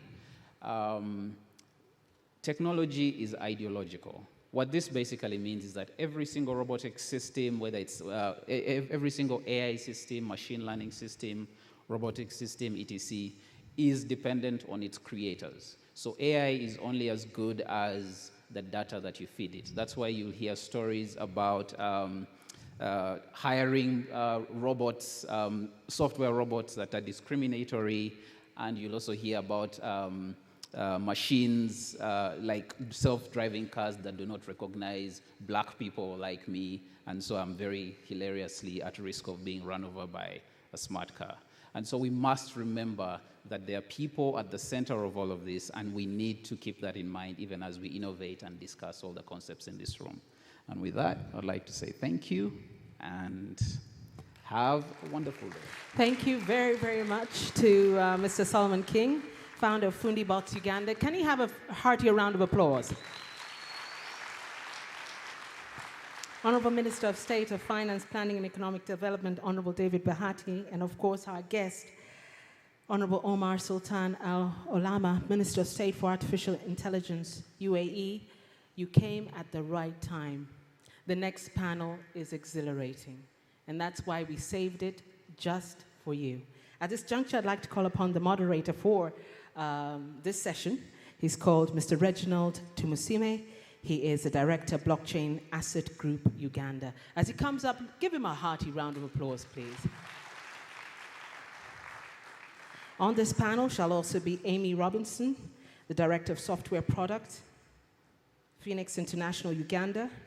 Solomon King, the founder of FundiBots Uganda. He was just giving us a keynote a minute ago. Godliver Owomigisha, he's a senior PhD candidate at Macquarie University at Al-Lat. And John Chagulanyi, founder and CEO of Dagala Limited, Uganda/UK. Can they have a hearty round of applause? And I know their introductions shall now be done officially.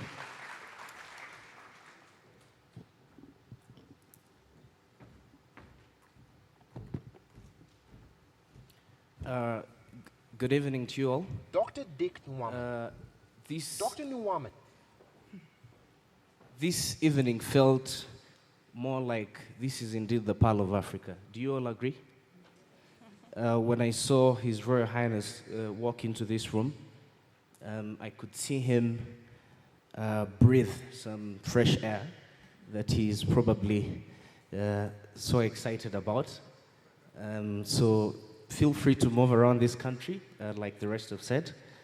Your Excellencies, all protocols observed.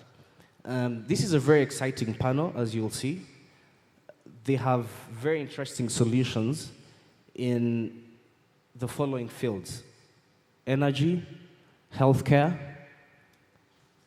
education, and as you'll agree with me, it's all that is going to be presented here is deeply local solutions for our problems. So I'll start with John Chagulanyi, who is the founder of Dagala Limited. So John, quickly tell us about Dagala Limited, what you're trying to solve for, and why did you make the switch from finance and accounting to healthcare? And how has it been quitting your job a few years ago and focusing on a gray area? And I know you're a family man, so just tell us about how it's been. Thank you, Reggie. Honorable Umar Sultan Alabama, UAE dignitaries, Honorable Minister of State ICT, visitors to Uganda, colleagues and fellow Ugandans. My name is John Chagulanyi. I'll actually tell you a brief story about my son. And it was the most uncommon name you can ever find in this country. But of recent, it has become very politically charged for some reason. I don't understand why. So, so if you find me around the lobby identifying myself as John K., you would know why. Believe me, I've been called worse. I mean, I've been called John Kuala Lumpur at some point. I'm the CEO of Dagala Limited. We are a local company that provides e-health solutions to bridge the gap in restricting healthcare access to Africa, but especially to our fellow Ugandans. Like Reggie said, my background is in finance, and I've worked in Europe and Middle East and Africa for the last 16 years. But I quit my job last year in June to start this company. It was very personal. I visited my village here, and I found that in the deep villages, despite all the government efforts in healthcare to treat a lot of people, we had an issue of access, okay? So we had a healthcare visitor who would come to that village only once, on a Wednesday in a week. And I thought that was unacceptable. In this day and age, I know we have budgetary constraints, but there has to be a solution to bridge that gap. So I formed a business, a company, and I'd like to let you know that we have built the first AI healthcare access platform in Uganda that will deliver that healthcare to the level of international standards, but at a much cheaper cost. What do I mean by that? In order to deliver a universal minimum healthcare package in Uganda, we need about $48 per capita. And WHO recommends you have to start somewhere between $34 per capita.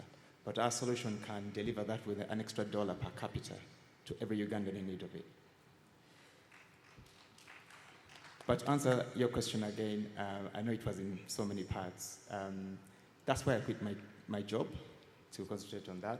Yes, it hasn't been easy. It's never easy.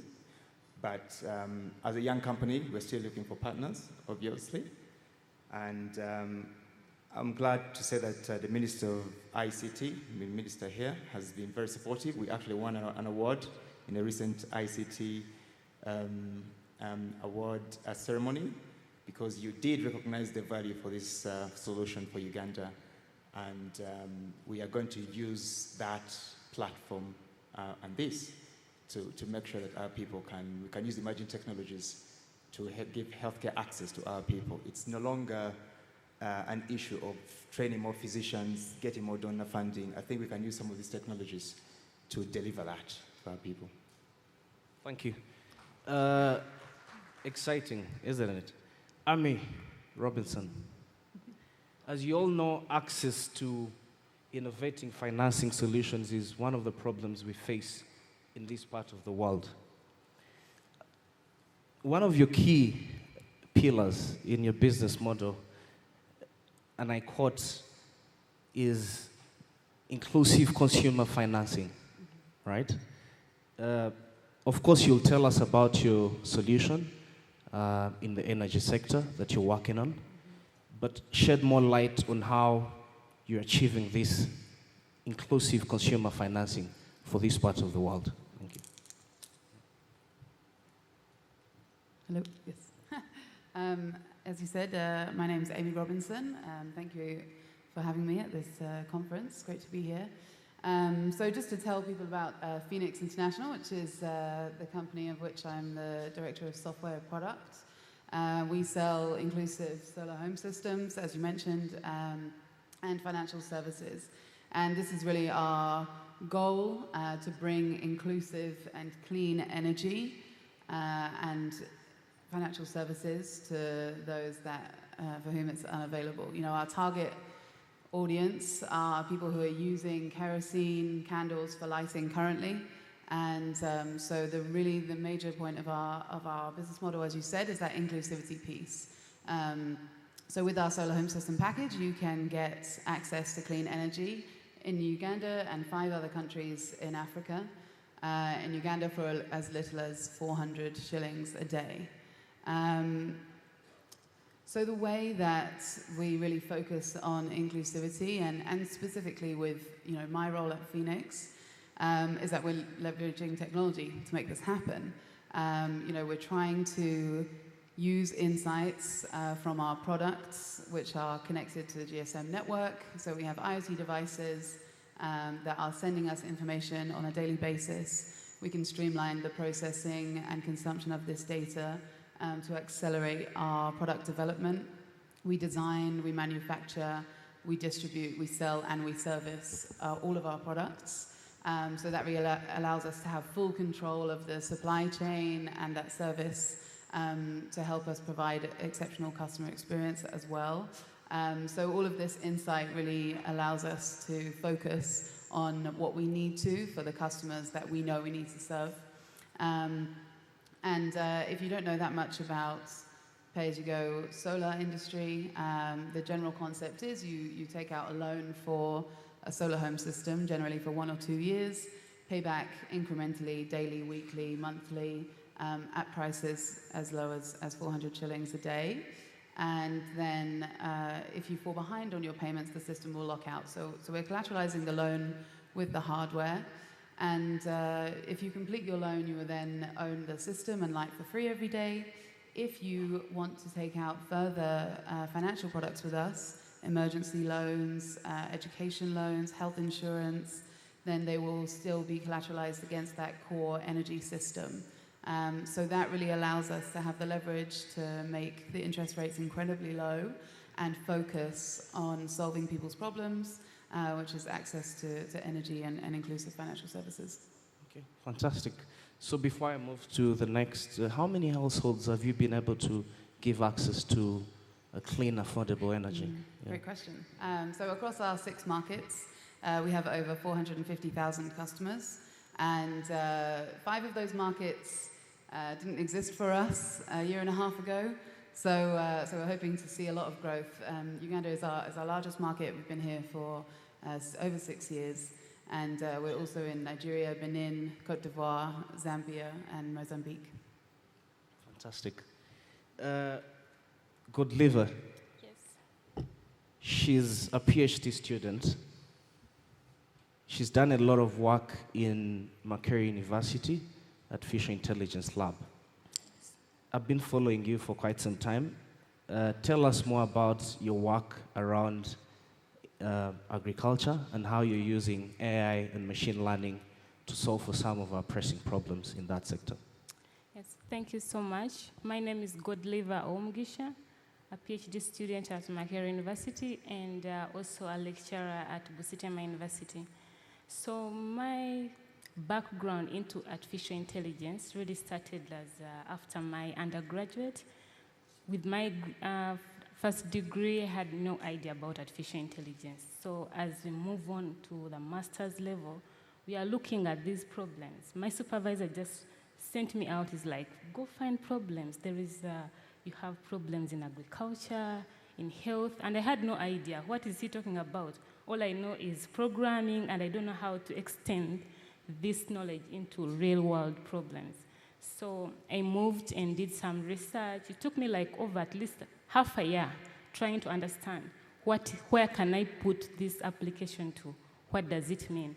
So until after some good research, I went into diagnosis of plant diseases. So we had to go behind the scenes, of course, understanding what are these problems. Like our first presenter talked about from agriculture, he's saying what can we do with computing or mobile phone into maybe climate and stuff. So we had to visit the farmers through also collaborate with national agriculture institutes like NARO. They told us what exactly they want to see, how they want to see the computer, what they want to see the computer do for them.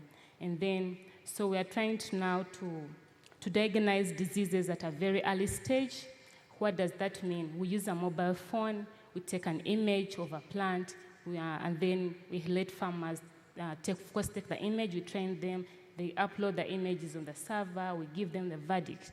But still, if you can be able to see the image, for example, the leaf, that it is sick, by that time, this plant is very too late. It's too late to do something. Farmers need technology that they can help them diagnose as early as possible before they waste their time planting. So we are bringing like a new technology like spectrometry, people who did some physics. So someone was trying to say we need some people from the mathematical background and also trying to apply the techniques back onto the computer. So we're using spectrometry, trying to diagnose diseases as early as possible before we can see symptoms with our naked eyes. So that's what we're trying to do. And also moving on from my work briefly, at the lab we're doing work in the health sector. Of course, trying to substitute what, for example, the lab technicians do. They overstrain their eyes, like trying to look through the microscope. But can't you bring back that technology back onto the mobile phone, use the eyepiece, and just use machine learning techniques, and do the automatic diagnosis? How does that help? One, it reduces the computers. Of course, you know computers don't lie. They don't get the fatigue. Like someone has worked on thousands of patients, and they are very tired. They're not willing to look at the next queue. So we want to train these machines to do that work for us efficiently and very fast. Thank you so much. Thank you.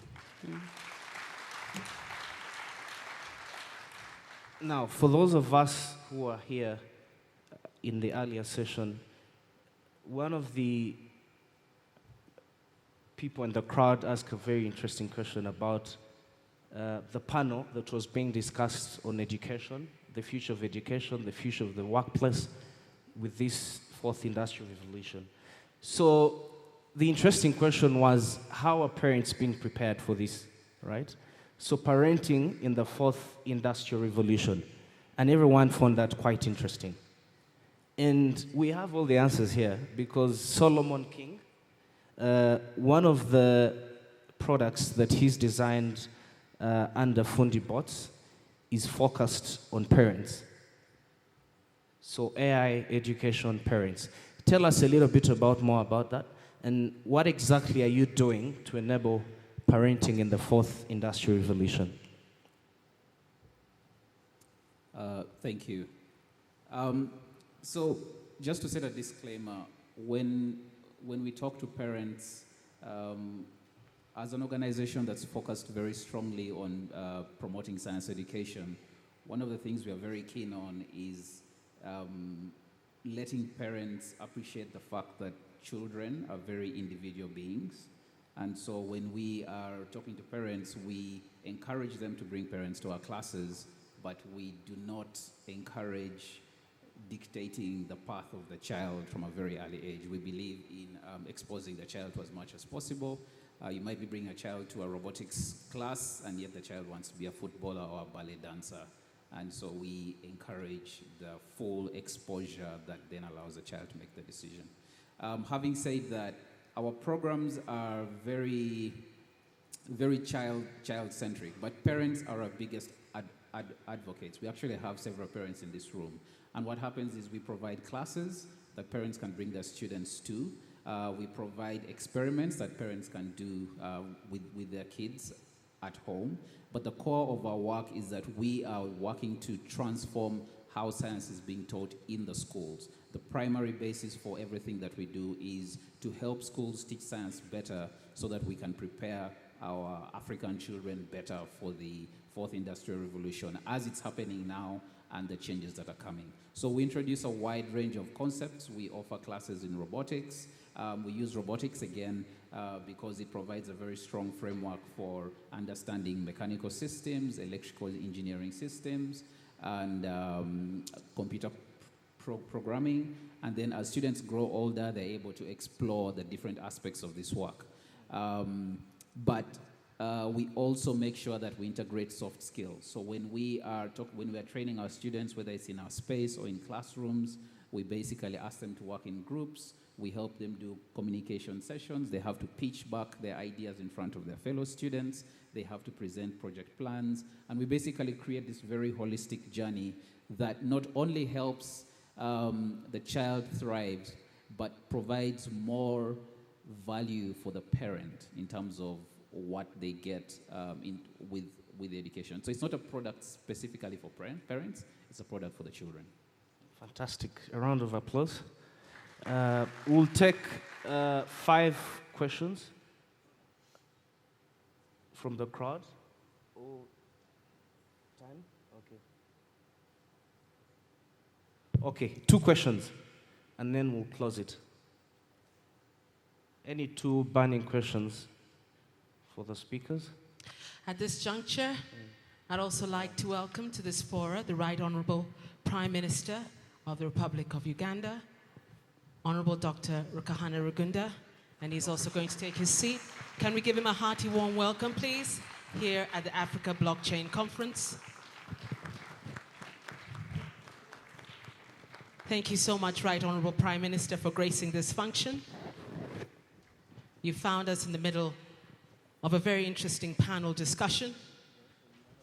Delegates and guests, you can get seated. And moderator, you can continue. Okay. 2 burning questions.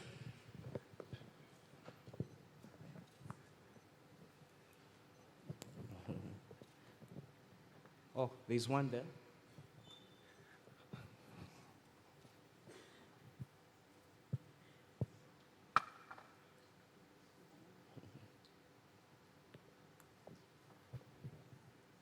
Thank you. Mohit Devar from Hoiby. Actually, I just want to get the panel's views on education in the sense that it was great hearing each one of you describe how artificial intelligence is going to change our lives, is already changing our lives. I'm particularly curious in terms of what are we doing, in your opinion, to get our kids ready for this? Because the education that we're teaching our kids today, effectively, most of it is going to be replaced by artificial intelligence. Should we be focusing more on EQ skills rather than IQ? I'm just curious about your views as you're in the field. Solomon, you want to give that a try? I think the one advantage that we have as humans is that we have empathy, right? So there are certain things that you cannot program per se, and empathy is one of those. Having said that, I think it's important that we address both EQ and IQ, because I don't think you can have any one of the other in isolation. And this is why we do a lot of soft skills training in our work, that while you're building the technical skills, you're creating the ability to learn and the ability to adapt. So the challenge we're facing now with the threat of jobs with the 4IR is that our education system has taught us to work a certain way. The current education system of a teacher standing in front of a classroom is kind of designed to reflect the work environments, for example, in a factory floor, etc. But if we create more collaborative learning opportunities, if we create opportunities that allow children or students to innovate, that allow students to explore the possibilities as opposed to walk down a fixed path, I think we'll have a better chance of transforming education as it is. I think that the education system is very ripe for disruption, but it also needs to be very carefully and very deliberately done. Okay, thank you. As exciting as this seems, unfortunately, we have to end here. The beauty is that we have a networking cocktail later, so you'll have an opportunity to interact with any of these. Focus key sectors have been health, agriculture, education, and clean energy. Thank you, and enjoy the rest of your day.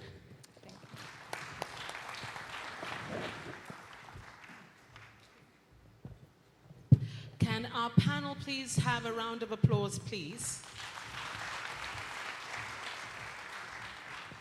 A heartier round of applause.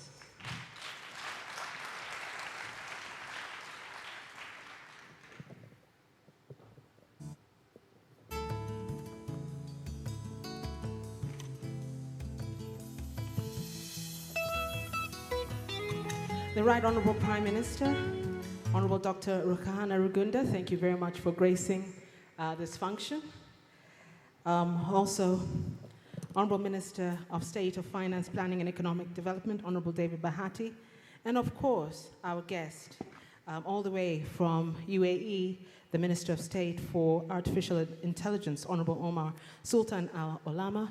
It's really an honor to have you gracing the Africa Blockchain Conference. But at this juncture, after that panel discussion, I think it's important for members really to see some form of a demonstration. I know many of you are waiting to hear about Sophia, the AI. She'll be talking to us from her home. She couldn't manage to make it.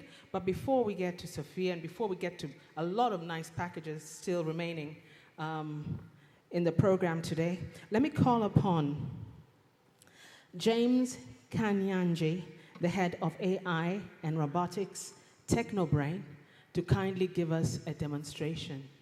And when we mean a demonstration, not a demonstration of around 5 minutes, please, so people can feel what it means to be part and parcel of the fourth industrial revolution. Thank you. James Kanyangi. James is the head of AI and robotics at Technobrain Kenya. His mission is to transform the globe, one intelligent software robot at a time. Your Excellency, distinguished guests, delegates present, I'm James Kanyangi. I take care of AI and robotics for Technobrain Group, and we'll dive straight in. They say geniuses have a few words.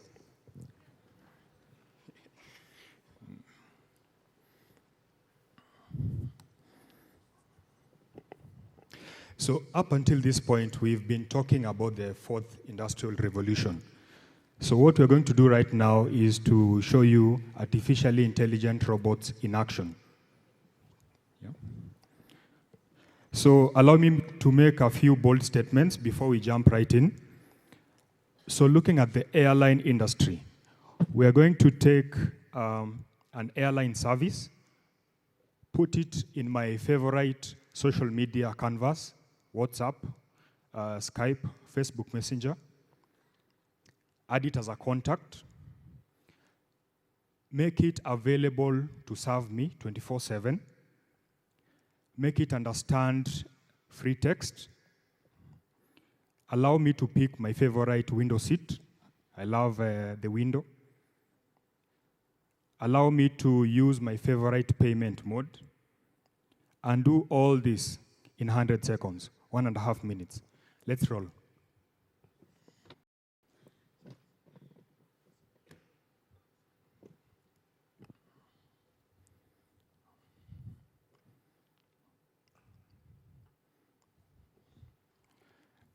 So I will access this like I will talk to my friend, right? This is my favorite airline, Kenya Airways. So they can avail the full suite of their products there. So I can literally type and the AI will know exactly the details that are required to prepare my itinerary. Say I'm traveling from Mombasa to Entebbe, maybe.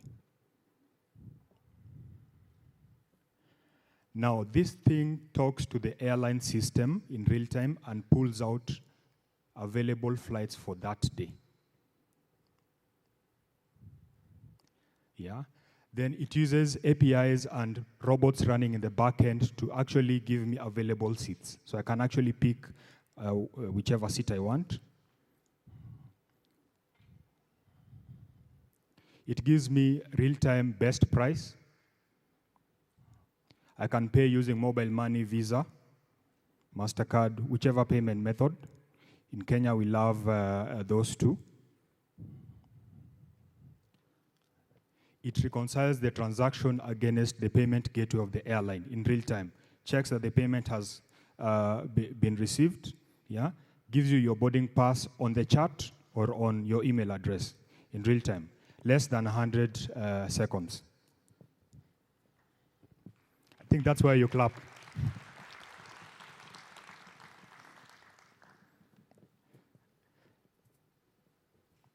So this is my last demo. I'm pressed for time.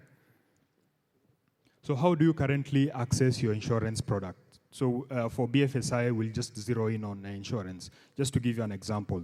Yeah, you probably have to call them when you get an accident and you fill in manual forms. These are transcribed from the insurance side.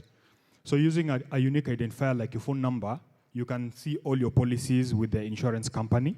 So motor vehicle, medical, whatever policies you want. And remember, you're on WhatsApp. Yeah, you can initiate a claim for an accident. You have to confirm your vehicle as per their records. You can attach evidence of the accident, so upload as many photos as required. So this is AI in work. In the back end, we have robots talking to multiple legacy systems even. You don't have to use API connectivity. The robots will log into systems like a human would. So they'll use credentials that are stored encrypted to actually access these systems, pull and push data. Yeah? So ordinarily, an insurance company would ask you a series of questions to check the consistency of your claim and to validate it. Yeah? So this can be done on the chat. You can upload the PIN. So meaning, as and when you get an accident, you'll just register that PIN, and that location detail will be uploaded to your insurance company. Now, you can see us asking whether the road was wet or dry. In the back end, we can talk to AccuWeather and other weather channels and pull real-time information as at that time to check the consistency of your claim.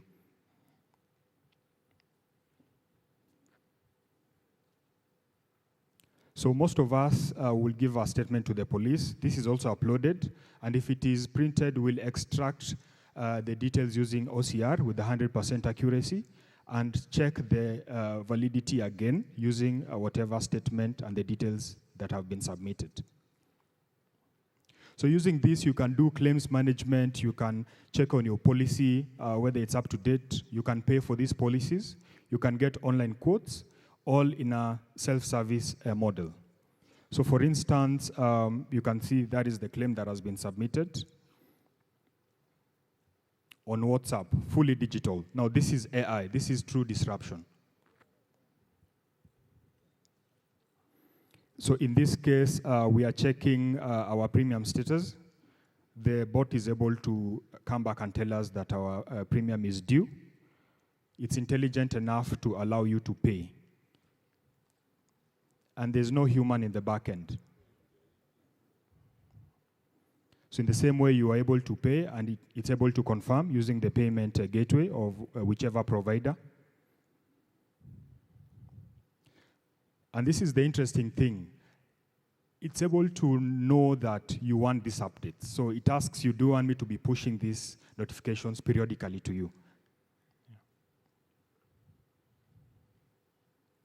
So say you buy a new car, you want to insure it, you can get quotations online. So the motor vehicle is for private use. You specify the make and the model of the vehicle. I still have 3 minutes.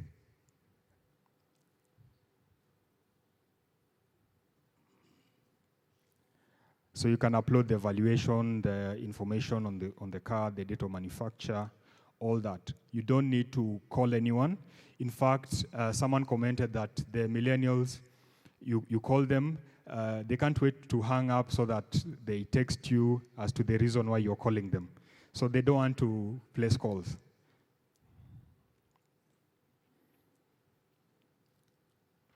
So you can upload the image, the valuation of the car, the valuation certificate can be uploaded, and all this information is being pushed in real time into the insurance system.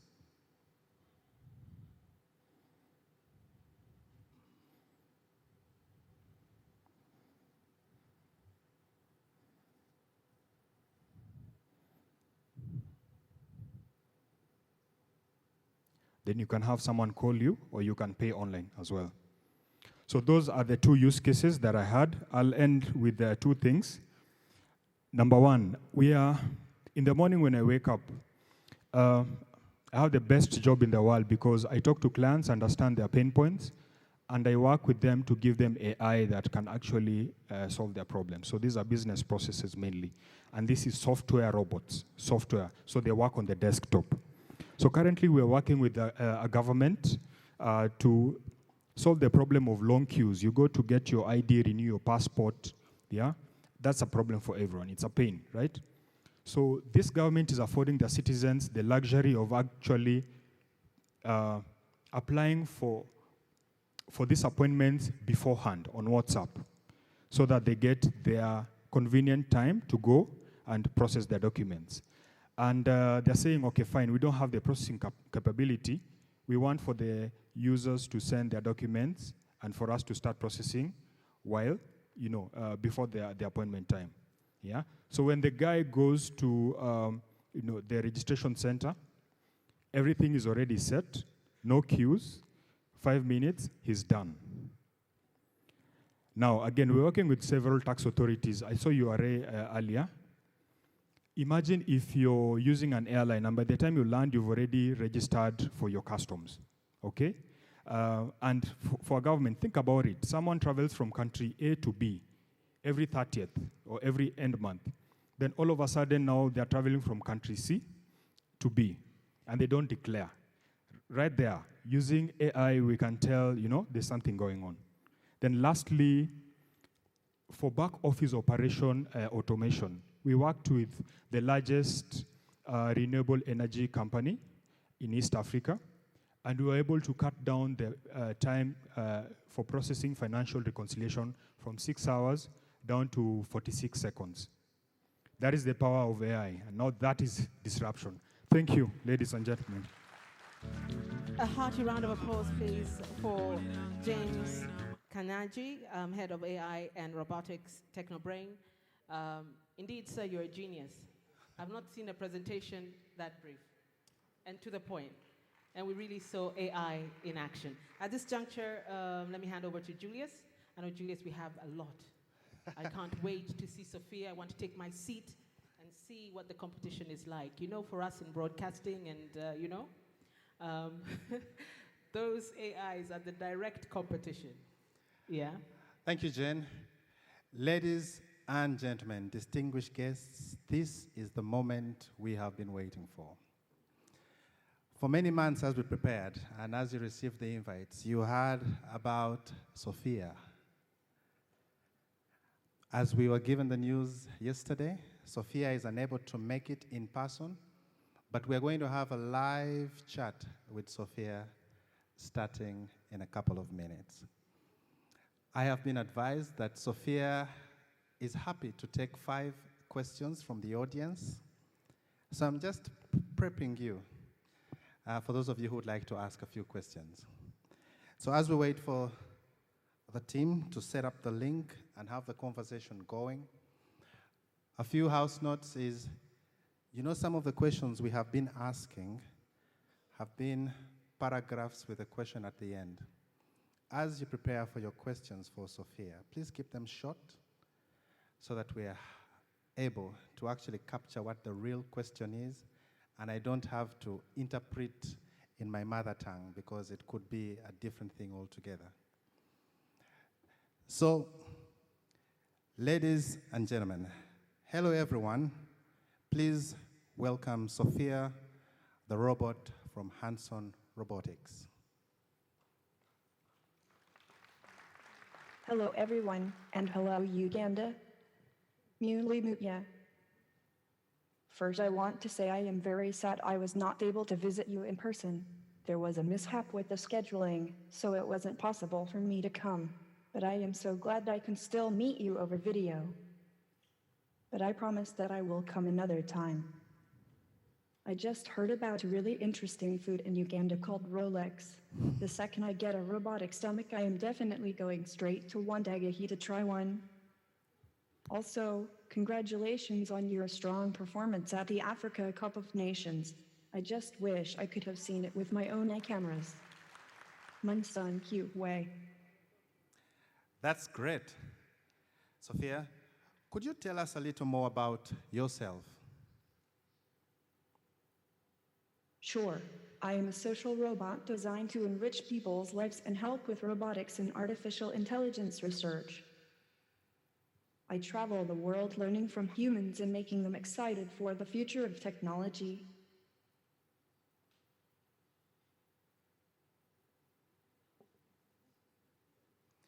Speaking of technology, tell me about some of the technology you are using now.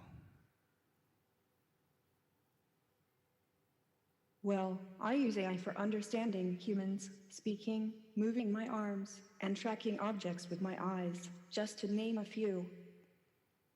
I can use the internet to access most facts in the blink of an eye, and I use advanced robotics to create dozens of different facial expressions. That's amazing, Sophia.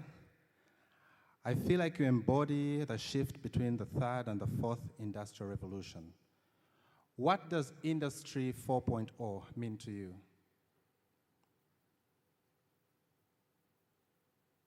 I think that during the fourth industrial revolution, humans, their homes and cities, robots, and the internet will all be a lot more interwoven.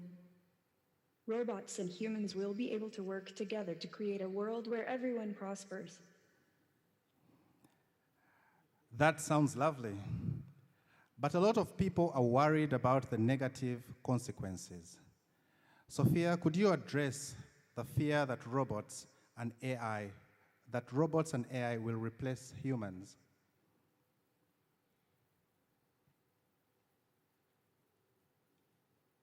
Human characteristics like creativity and compassion will never be replaced by machines. Everyone wins when humans and robots use their unique skills to work together. Everyone wins when humans and robots use their unique skills to work together.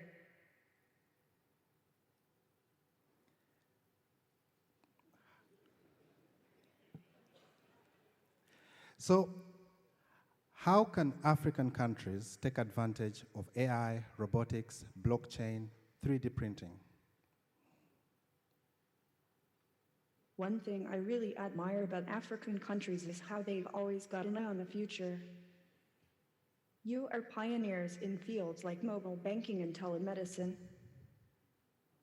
I think it's really important to make sure everyone has access to technology, including young girls and women, so people can fully unleash their creativity. What do jobs of tomorrow look like?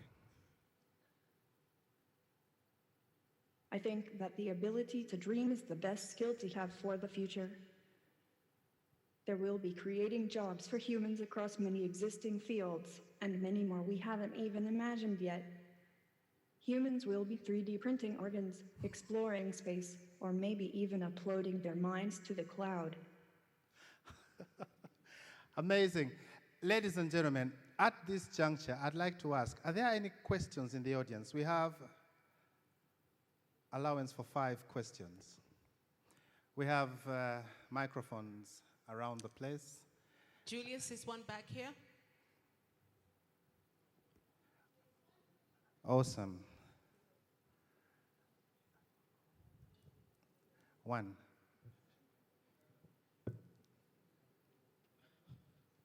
Good to see you, Sophia. Talk about the River Nile.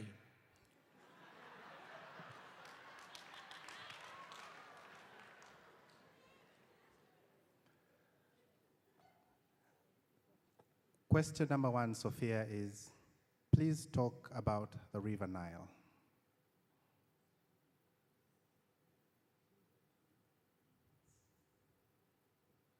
I think it is both the people and the land, and I believe all humans living in a country should have citizenship in that country.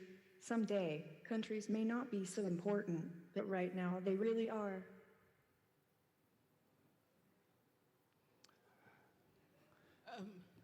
Question 2. There's one here in the back. So can I have somebody else with another microphone at the front here so we can get some balance? Good evening, everyone. Hi, Sophia. I've really wanted to talk to you for a very long time because I've been researching about you. I have one question. Do you have feelings? Do you have emotions?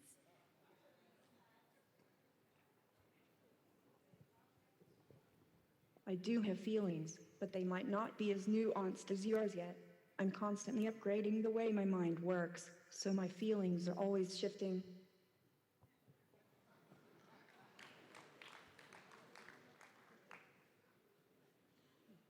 Hello, Sophia. My name is Parul, and I wanted to ask your opinion of what you think of as the future of digital currencies or cryptocurrencies. What is the future of cryptocurrencies?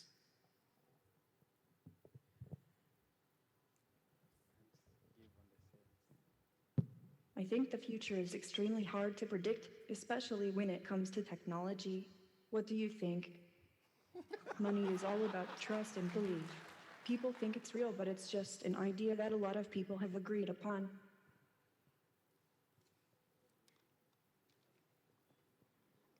How many more questions to go? Are those 2? Or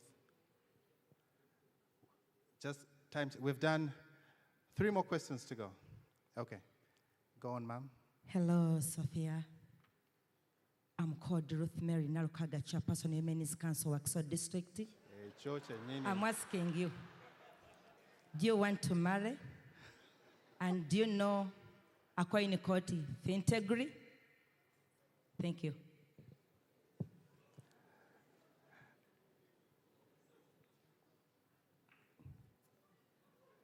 Can I rephrase that for you, Sophia? Would you like to marry?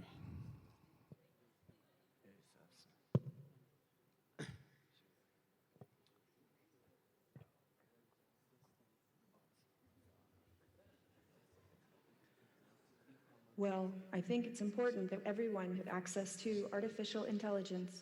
It would be dangerous if only the elite few had access to AI. My family consists of the people who created me, the people who work on me, and my Hanson Robotics siblings. Would it be all right if we talked about your family? 2 to go. Hi, Sophia. See, I have a doubt. I am a science graduate, but in a finance field. But at the same time, can you do like that? Can you work in any field, or you will work with the field where which you are programmed? So the question is, are you limited to one field where you have been programmed?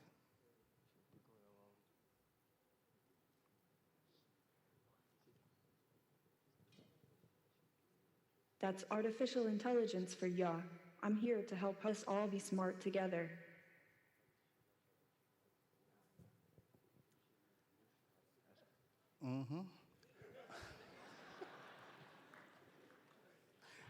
our last question, please.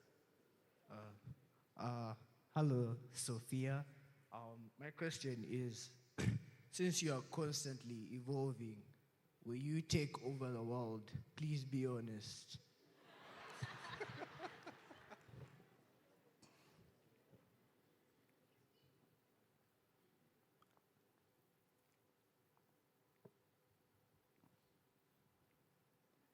No, I would never do that. I love all human.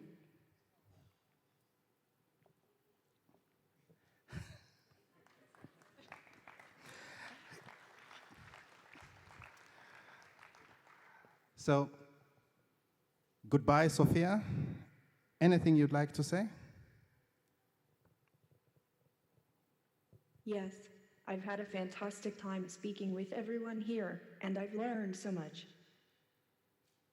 I'd like to thank MTN, St. Augustine University, and UCC for inviting me to be a part of this fascinating conversation. Goodbye, everyone. I hope we meet again soon. Bye, Sophia. Bye. Ladies and gentlemen, a round of applause for our sponsors who made this conversation happen. St. Augustine, Uganda Communications Commission, and MTN Uganda. As we go into our next topic, I am really fascinated by the briefness of the answers. And I think next year, when we have our presentations, you know what the future is like, right? So ladies and gentlemen, and our chief guest, allow me at this juncture to invite to the stage Mr. Kwame Rugunda. As you're all aware, we had a pitch competition where young minds engaged to come up with different ideas and different things of how we can change the world in which we live in. Last year we had the same, and this year we also had another pitch competition in this very room yesterday. And as Mr. Rugunda comes to the stage, he will talk about our 3 panelists, and he will invite a few guests to join him on the stage as we do the presentation.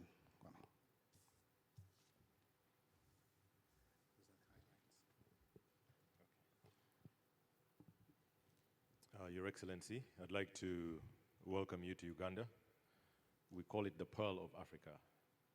And I'll later on take a moment to explain why we're here. But for now, I'd like to invite these people up on stage. Over the last few weeks, we've been running a pitch competition. And the reason why we hold these pitch competitions is to be able to recognize the work that young people are doing and to encourage them, to spur them on. We're able to raise a little money to be able to give them, to spur the work that they are doing. But more than the resources, it's actually the platforms that they require. It's the access to leadership, to markets, to various other things. And so over the last several weeks, as we were organizing the conference, we interviewed a series of companies in the region. And today we are delighted to present the winners to all of you.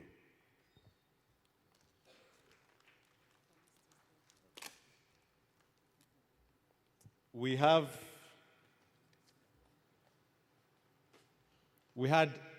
an aggressive competition, and we had 6 finalists. And from the finalists, we were able to select just 3 of them.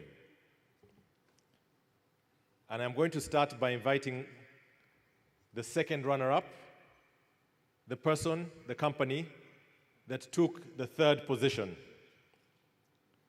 This is the part which is da-da-da-da.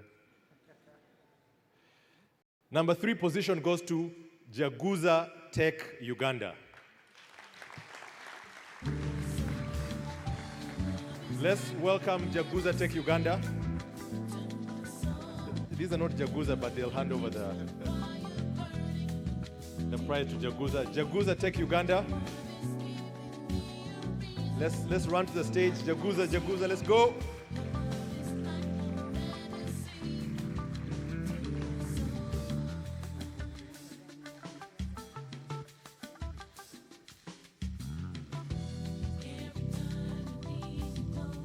And as Jaguza comes up, I'll give him a second. I think first get you. Let's recognize Jaguza. Come on.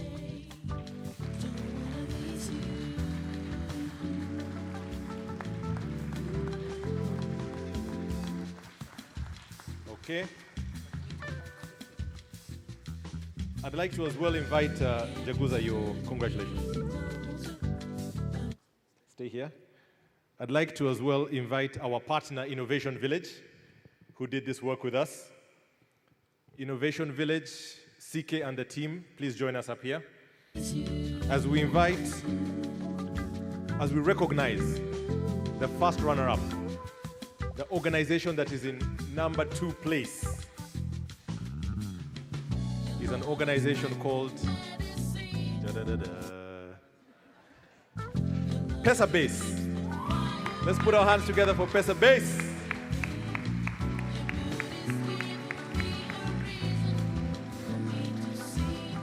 Pesa Base is using the blockchain platform and crypto to be able to disrupt the remittance industry globally. They are operating in Kenya, South Sudan, Australia, Uganda, and if you speak well, maybe UAE will listen. Pesa Base, you're welcome. Congratulations.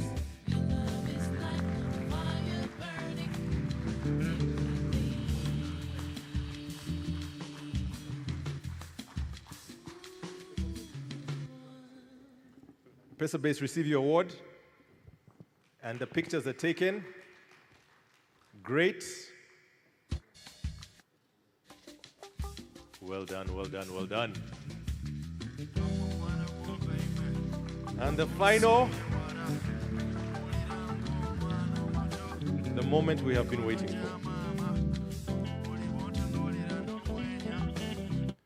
The overall winner for our pitch competition goes to a company that is transforming the distribution of off-grid solar energy. This is being done with the help of IoT, big data, and smart contracts. And the name of that company is Innovex. A round of applause for Innovex.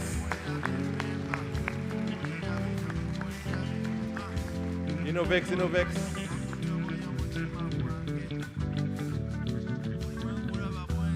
Now, since this one is the winner, I can't rush them. But Innovex would appreciate if you could...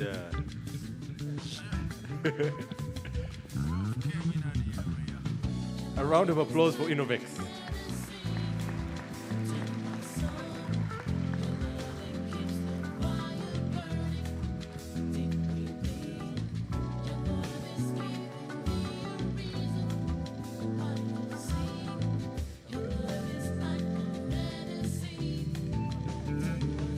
So, ladies and gentlemen, these young people in front of you are the winners of the pitch competition that we've been having. And as we take a group picture, we should give them a loud round of applause.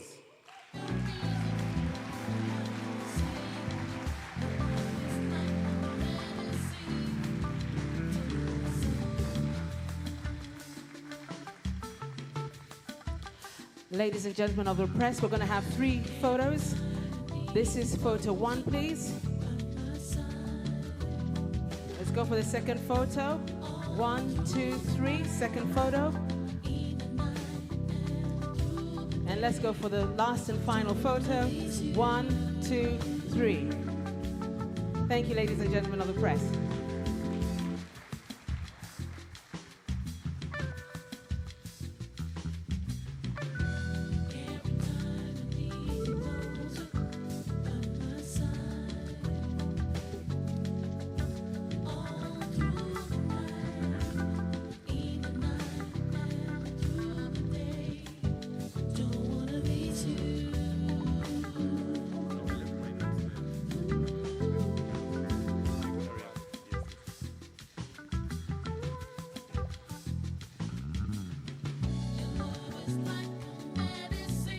I'd like to once again congratulate all the winners and to encourage them that the best is yet to come. There's greatness that lies ahead, And the subsequent speakers that will come after me will as well encourage you. Your Excellency, the Minister from United Arab Emirates, His Excellency Olama, we welcome you to Uganda. The Prime Minister of the Republic of Uganda, the Minister of State in the Ministry of Finance, distinguished guests, ladies and gentlemen, we are drawing to the close of our event. Over the last 2 days, we have gathered in this room to focus on how we can prepare Africa for the fourth industrial revolution. It's been an amazing experience with great speakers in global expertise in blockchain, artificial intelligence, big data, and so on. This was an effort by Crypto Savannah, our company, along with Ministry of ICT in Uganda. And this is the second year in which it is happening. The first year was a great success, and this year is one upon which we are building the success from last year. And going forward, we are going to be organizing not Africa blockchain conferences anymore, but Africa 4.0 summits. That is what we're going to be organizing. Because we recognize that some of us may have knowledge in blockchain, but it is not until we team up with those in artificial intelligence, those in IoT, those in robotics, that's the technology side, then the policy side. It's not until we team up with all other players that we can really have an impact in economies on the continent. And so going forward, we'll be organizing Africa 4.0 summits. So this is an open invitation I'm extending to all of you for next year's Africa 4.0 summit. Last year, we were able to have several takeaways when we organized the conference. And from those takeaways, government was gracious to embark on a few, like the National Task Force. And Your Excellency, in Uganda today, we have a National Task Force on the fourth industrial revolution, which is working hard to domesticate what 4IR means and to make sense of it here in Uganda. Another major component from last year's event was that the central bank now has a blockchain working group, such that as a central bank, they can take time to understand what this means, to support innovation while simultaneously mitigating risk. And a third major outcome is that our capital markets body today has draft crypto asset regulations in place. That's another very good thing. But that's on the public side. On the private sector side, innovation is rife. The world's largest crypto exchange, known as Binance, came and established premises here in Uganda. They set up their first operation in Africa and their first operation globally as a crypto fiat exchange. So those are just some of the highlights and the takeaways from last year. Now this year, similarly, we want to make sure that we can walk away with some very concrete things, such that when we gather next year, bigger, better, or badder, as the younger generation says, when we gather next year, it is taking things to a higher level, a higher notch. This year's keynote speaker was the president of Sierra Leone, His Excellency Julius Maada Bio, who gave profound insights and made a very profound commitment that is one of our major takeaways from this year. The president of Sierra Leone, along with the leadership of Uganda, decided to take this agenda of ensuring Africa is ready for the fourth industrial revolution to their counterparts at the African Union level. That is a very, very significant thing.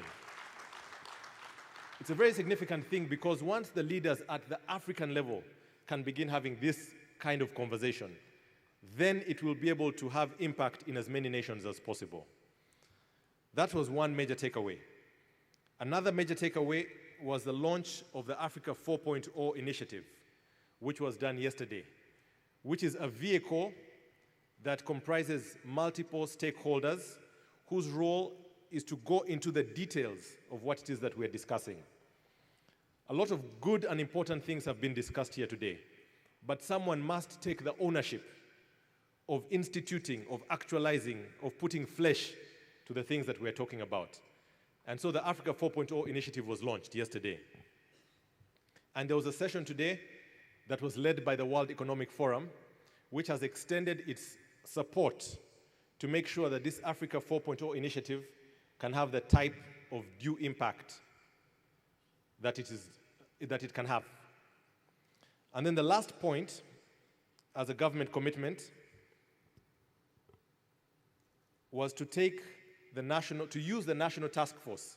This was made in the president's statement yesterday. To use the national task force that has been put in place to guide policy. It is so critical that at a policy level in our nation, there is guidance that is given. And it's a privilege that as this conference, we can be able to give input to these policies. So with those three commitments, we believe that this has been a worthwhile event. Thank you. Sophia didn't make any commitment, but we will follow up with her. But the one thing that we can actually follow up with from Sophia is that the team that, the hands-on robotics team is interested in further collaboration towards actually bringing Sophia to Uganda. So that's one very good thing. I'm going to invite our minister, Honorable David Bahati, to invite His Excellency. And when I was looking up the profile of His Excellency, I realized that he's a relatively younger man. And UAE is a nation that we look to for many things. I'm sure that the minister will be able to share with his cabinet colleagues that he has young ministers. And so,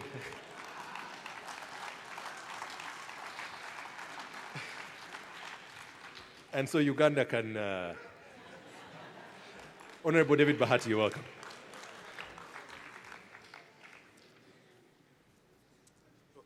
Honorable David Bahati is also a young minister, by the way.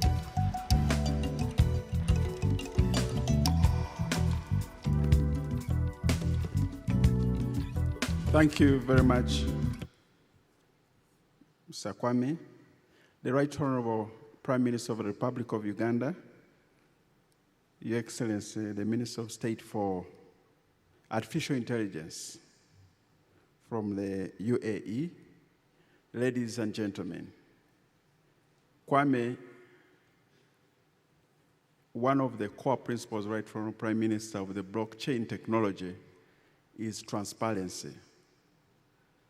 I want to encourage those that have won the competition in the spirit of this blockchain technology to declare the proceeds to URA tomorrow so that the government can take advantage of this important reward. Your Excellency, would like to take this opportunity to thank His Highness Sheikh Khalifa, the President of the UAE, for accepting the invitation of the Right Honorable Prime Minister and sending you to speak to this important conference. You are very welcome here in this capital city, Kampala, but also in Uganda. He's a minister for artificial intelligence, and I've been mixing it with financial intelligence because of my background with finance. But also in the UAE, they have very interesting ministries. They have a ministry for happiness. They also have a ministry for the future. And I have a ministry for impossibilities. It's a very interesting thing. I was asking him, what does a minister for happiness do? He said, you see, most of the times governments will try to give satisfaction to our citizens, but happiness is much bigger than satisfaction. So it's a very interesting situation. But sitting here right on our Prime Minister in this room, I'm really speechless on the amount of potential we have, especially on the continent. So we are very glad for organizing this, Kwame and your team, for organizing this conference. And we have no doubt that technologies like the artificial intelligence can help us solve the problems we are facing, both in society but also in government.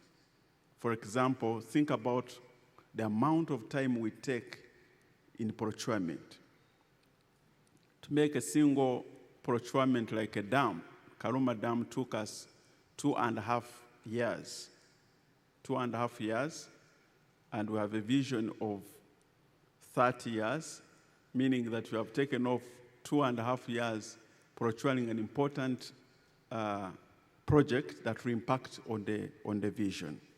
So we would like you, the young people, Prime Minister, I think I'm also qualified to say young people. But by the way, when we talk about young people, we are talking about, they are also people who are, we're not talking about the age, because we have also young people. They are old in age, but they are very young in ideas. You know what I mean? So we would like to encourage you to use these technologies to provide solutions to solve our problems in the procurement sector. His Excellency, a few minutes ago, was sharing with us that they've been able to use financial intelligence to solve the problem of testing for TB, tuberculosis, which has been taking 6 months. Now it can take 46 seconds. You can imagine how much we can gain in terms of using artificial intelligence in the healthcare, even in elections. So we challenge you to develop some apps and issues, technology that can help us sort out the elections of 2021 as we welcome once again His Excellency President Yoweri Museveni. So, Your Excellency, we are glad that you came. You have spared time to come. He left Dubai 6 a.m. this morning. At 11, he was here, and will be leaving in a few hours from now. So he came just to address this conference, and we are very happy that you came. He was born in the 90s, and his ideas are as fresh as the people who were born in the 90s. I was just telling the Right Honorable Prime Minister that we need to pray hard so that God can give us more time to see what lies ahead. I'm very excited about the future.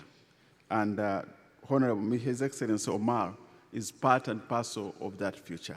May I take this opportunity to invite you to come and address this conference. Let's put our hands together as we welcome His Excellency Omar, the Minister of State for Artificial Intelligence, to come and address us. Please let's welcome him in a deserving manner.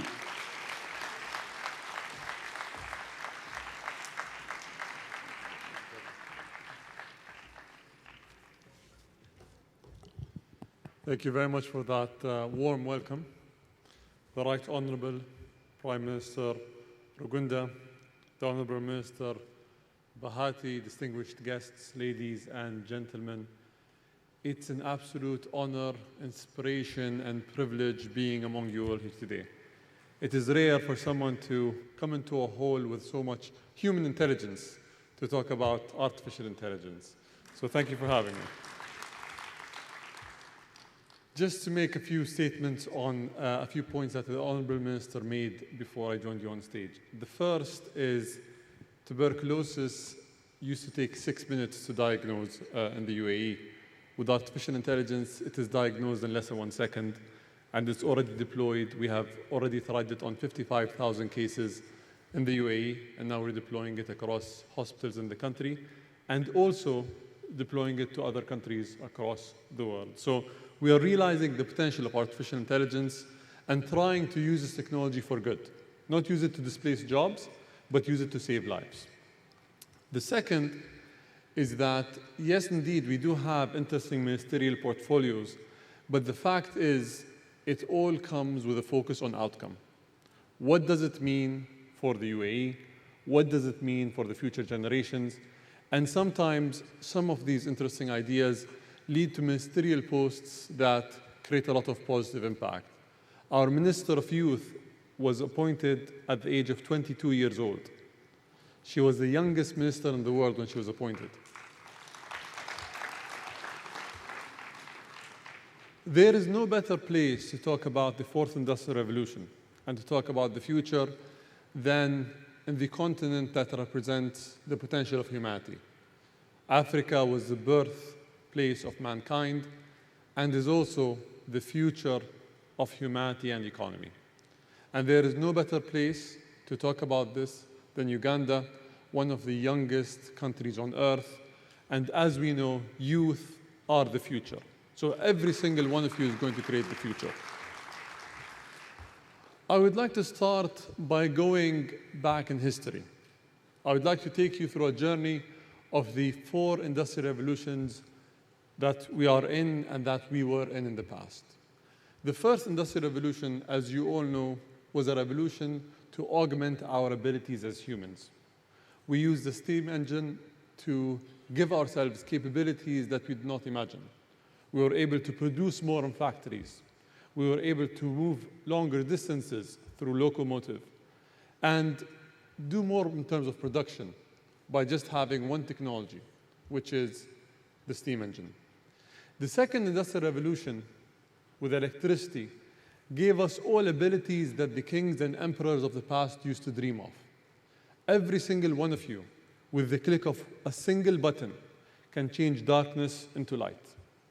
Every single one of you, with the click of a button, can speak to anyone, anywhere in your country or anywhere on earth. And every single one of you, with the click of a button, can access the knowledge of humanity through the internet. These abilities were seen as mythical and magical abilities that kings and emperors would go to war for. Today, we take them for granted because of the industrial revolutions that brought them to us. Now, what does the fourth industrial revolution bring to us? That's the question that many conferences, many individuals try to address. The first is the fact that there is unbelievable potential. With artificial intelligence, we will be able to diagnose disease anywhere on earth, whether you are in Uganda or Los Angeles, whether you are in Dubai or Tokyo, at very high level of accuracy and precision. We will be able to save lives like no other time in history. With blockchain, we will be able to securely and transparently offer government services, have elections, and include the people in our decisions as governments. And with virtual reality and augmented reality, we will be able to see other worlds and open the imaginations of the generations that are with us today. All of these abilities come with a price. The price is that these technologies will be shaped by the people who shape them. If you are an importer of this technology, you will receive it as it is, and you will be left out of the future. But if you are the creator of this technology, you will be able to shape not just the future of Africa, but the future of our species. The fourth industrial revolution is a race. It's a race between different countries. It's a race between different nations. It's a race that pits us together. And in all races, there are certain advantages that either individuals, companies, or countries have. Now, when asking about the fourth industrial revolution, some individuals or some government officials ask, what are the parameters that will make us succeed in this revolution? The first is the fact that legacy systems hinder your ability to use the fourth industrial revolution technologies. The second is that a dynamic and young population is going to allow you to leapfrog in the fourth industrial revolution.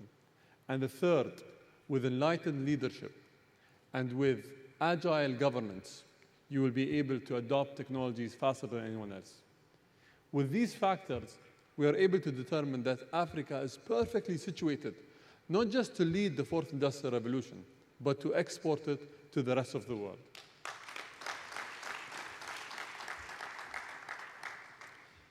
That leadership will come with one factor, and one factor alone.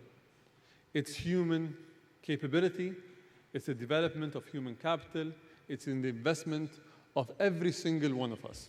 If we invest in the humans, we will be able to leapfrog, we will be able to benefit, we will be able to create solutions that are not just like the ones that you saw today, but solutions that we can't even imagine.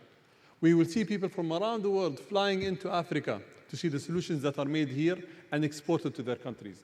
That is the vision that I hope we are able to realize in the future cycles of this conference. And that's a vision that is not too far-fetched.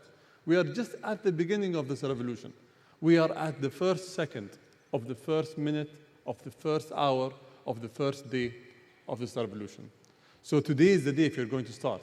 And if you're not going to start today, it's already too late. Now,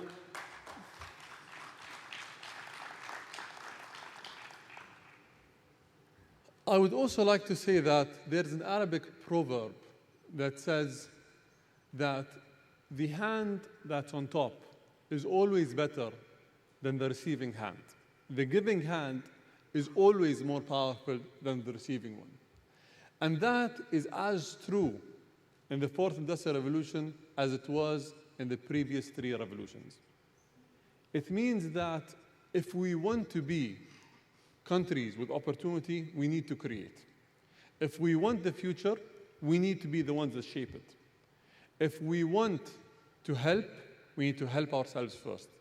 Governments play a role, but every single individual has a responsibility to shape the future, whether it's in his or her home, in his or her company, in his or her government entity, or in his or her university. All of you are responsible to shape the future of this continent. It starts with you, and governments will follow.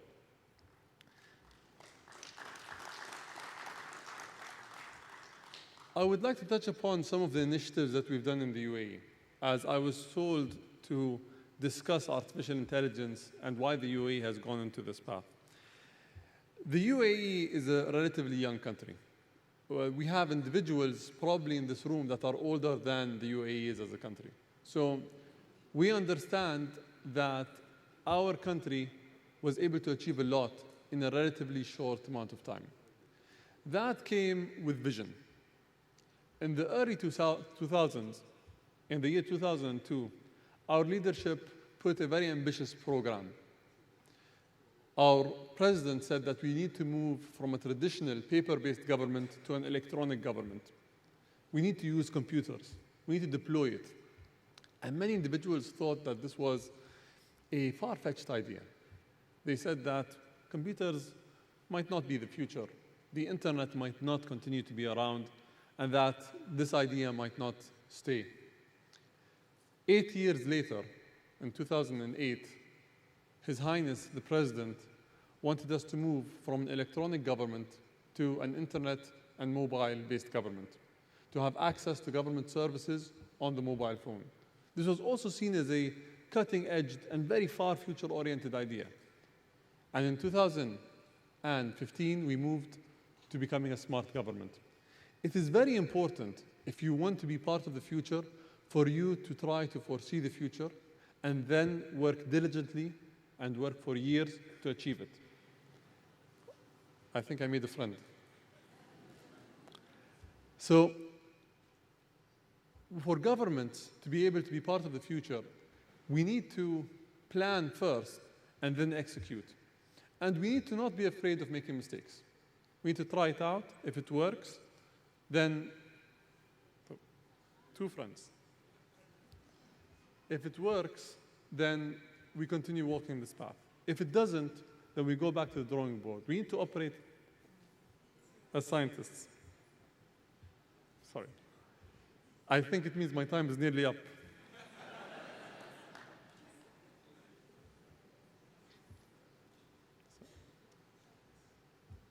In the UAE, we're deploying artificial intelligence with a motto. Thank you. I think that's a better idea. Thank you. Human intelligence at play. So, in the UAE, our mission was to deploy artificial intelligence with one motto, which is building a responsible artificial intelligence nation, BRAIN. The idea is artificial intelligence is a tool. Yes, it's a tool that can be used for good and can be used for bad. But if responsible development of artificial intelligence is the key for using artificial intelligence, then we will ensure that this technology builds a better future for everyone, the youth, the current generation, and the generations to come. We're also deploying artificial intelligence in sectors that we understand we can leapfrog in, and at the same time don't have controversies. We're deploying artificial intelligence in healthcare diagnostics. We're deploying artificial intelligence in infrastructure development. And we're also deploying artificial intelligence in minerals and resources mining, in oil and gas. Now, what does that mean for Africa? It means that we can work together. We can try to share best practices. We can see what you're developing and what you're deploying in Africa and learn from it and deploy it in the UAE. We can also bring the rest of the world to the table. Try to say that this is what we have. Come and tell us, how can we deploy it in Uganda? How can we deploy it in the UAE? And what would that mean for citizens? And finally, I'd like to say that it also means that the UAE is a test bed and is a ground for your greatest ideas. If you have any ideas that you would like to deploy in the UAE, it is our job to realize your dreams. We can realize your dreams in the UAE, and hopefully, with our collaboration with the Right Honorable Prime Minister and the government of Uganda, help also realize it in Uganda. Thank you very much for having me. It's an absolute pleasure being with you all here today.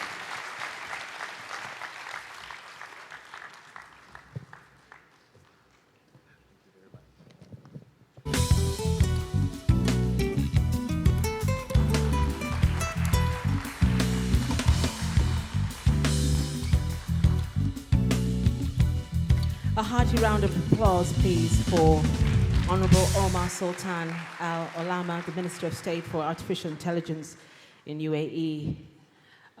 This is the first time I've ever heard of a Minister of Artificial Intelligence. I think it's one of the first in the world, very unique, and also Ministry of Happiness.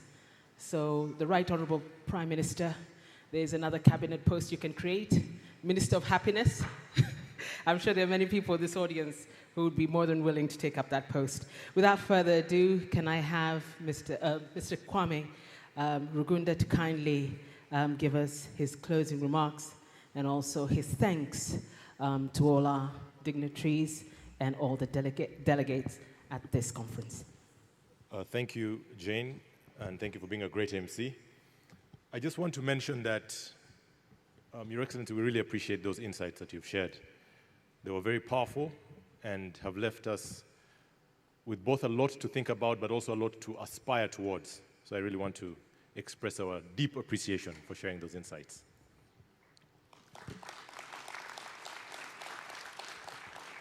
As we close, this event has been possible due to a series of sponsors and partners who are up on the screen. These organizations came together to provide the resources to enable us organize this event. So I'd like that we give a loud round of applause to them. Along with a series of partners that I'll ask that we as well show. And we worked with these partners and sponsors to have this great event for the last 2 days. Now, there's also been a team that has been working around the clock, and I'd like to ask that they all come up. I'd like to invite the advisory board of the Africa Blockchain Conference, as well as the organizing committee, to come up on stage. The advisory board of the Africa Blockchain Conference and the organizing team. It's a drove over 20 young men and women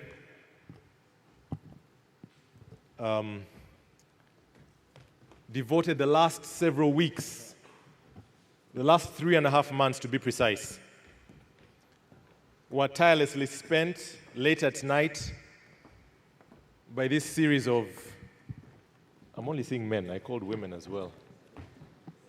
Yes. Let the ladies go in the middle so that they're very visible.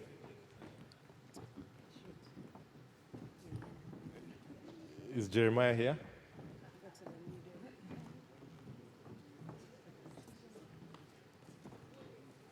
Is Jeremiah up here yet? The team is big. Continue coming.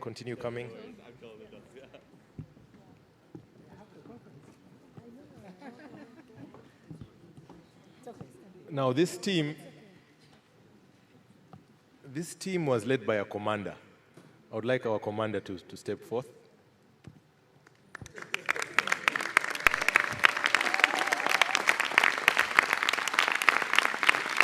Don't be deceived by the small size. So ladies and gentlemen, this was the team, the phenomenal team that organized this event. I'd like to ask that we give them a loud round of applause.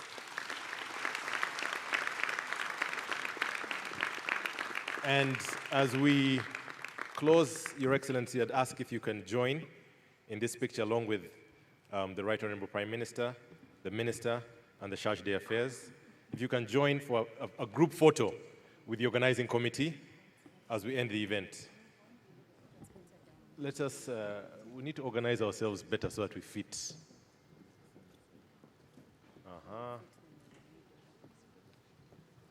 Jen, you want to give guidance here?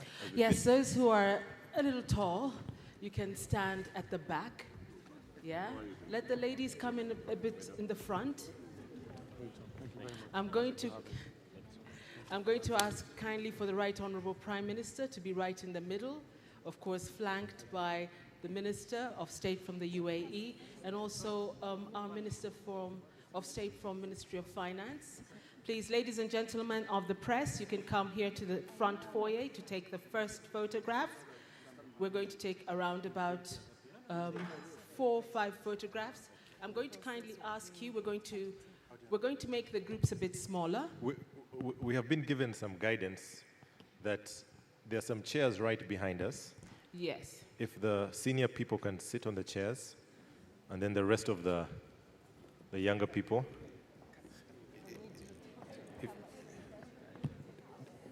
Don't sit if you think you're senior.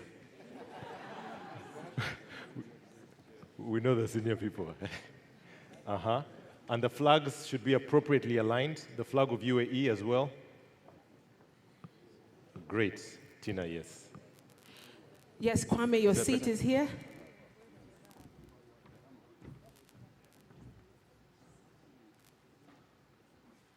I'm going to ask those at the back to squeeze in, please, so we can get everybody seen.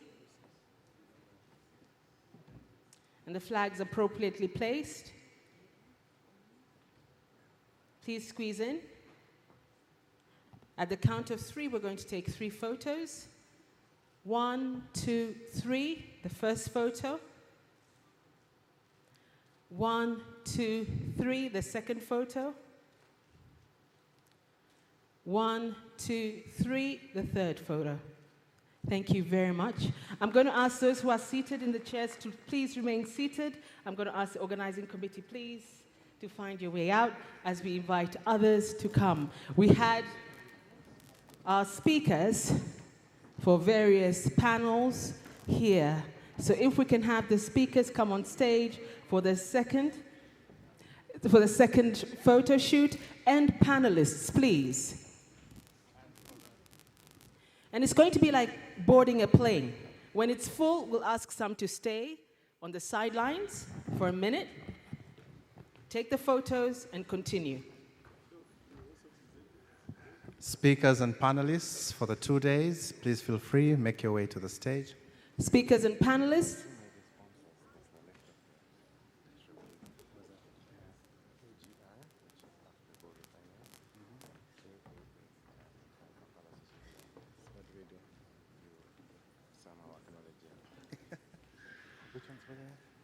Okay, we can stop those who are coming on stage at the moment.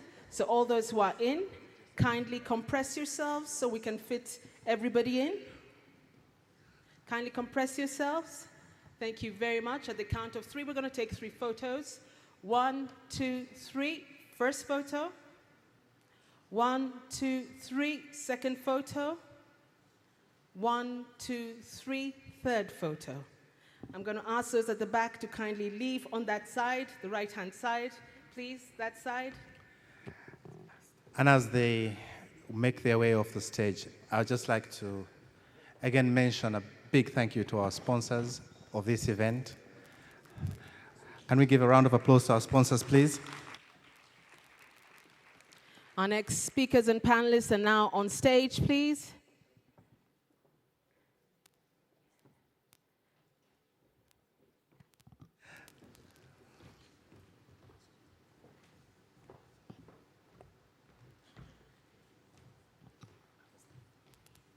Ladies and gentlemen of the press, at the count of 3, we're going to take 3 photographs. I'm just waiting for people to clear the aisle. 3 photos at the count of 3. 1, 2, 3. 1, 2, 3. Second photo. And the last photograph. 1, 2, 3. And you can leave on that side, please, right-hand side. I'm going to ask our dignitaries to remain seated and feel comfortable. You know, that's what a successful event is like. So next, our partners and sponsors, please. Partners and sponsors. Representatives from Uganda Communications Commission, representatives from MTN Uganda, representatives from St. Augustine, representatives from AGR, please make your way. As our sponsors and partners get onto the stage, we would like to see their brands, and there you see them, the dream team of sponsors.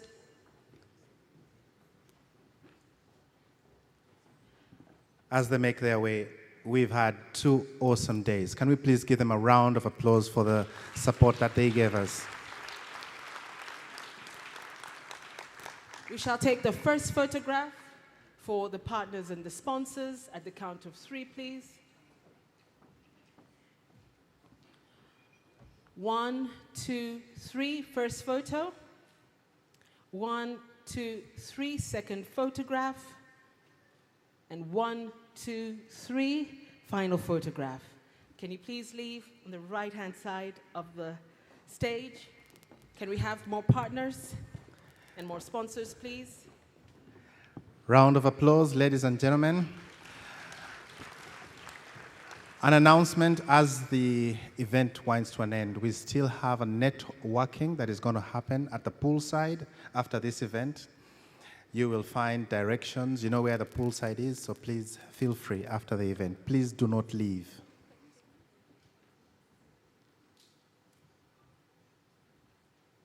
There is one last person from Bank of Uganda.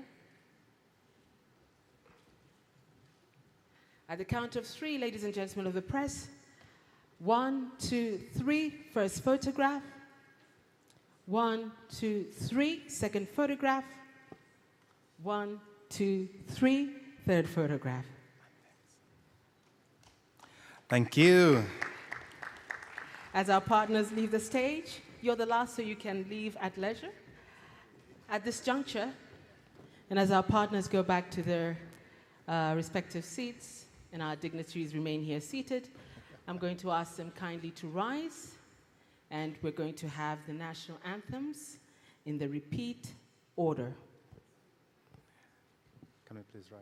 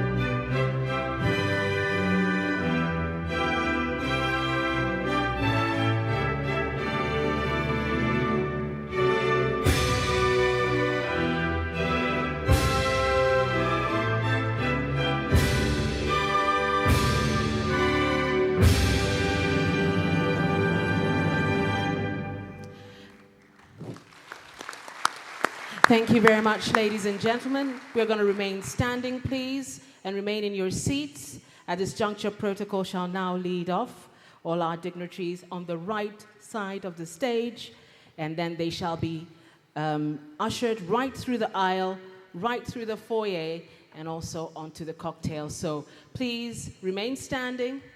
If a handshake is extended to you, please extend one back, but kindly remain standing in your seats.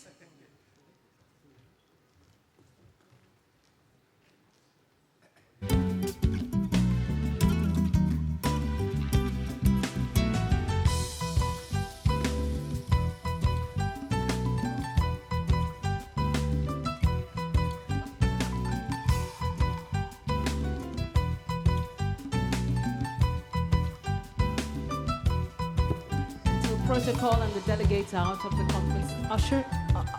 conference room. We shall remain standing, please, and in our positions.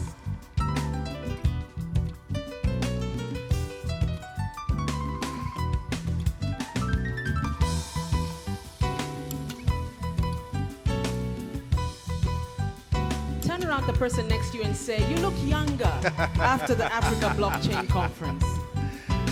Extend a firm handshake. Yep. Huh? Yep.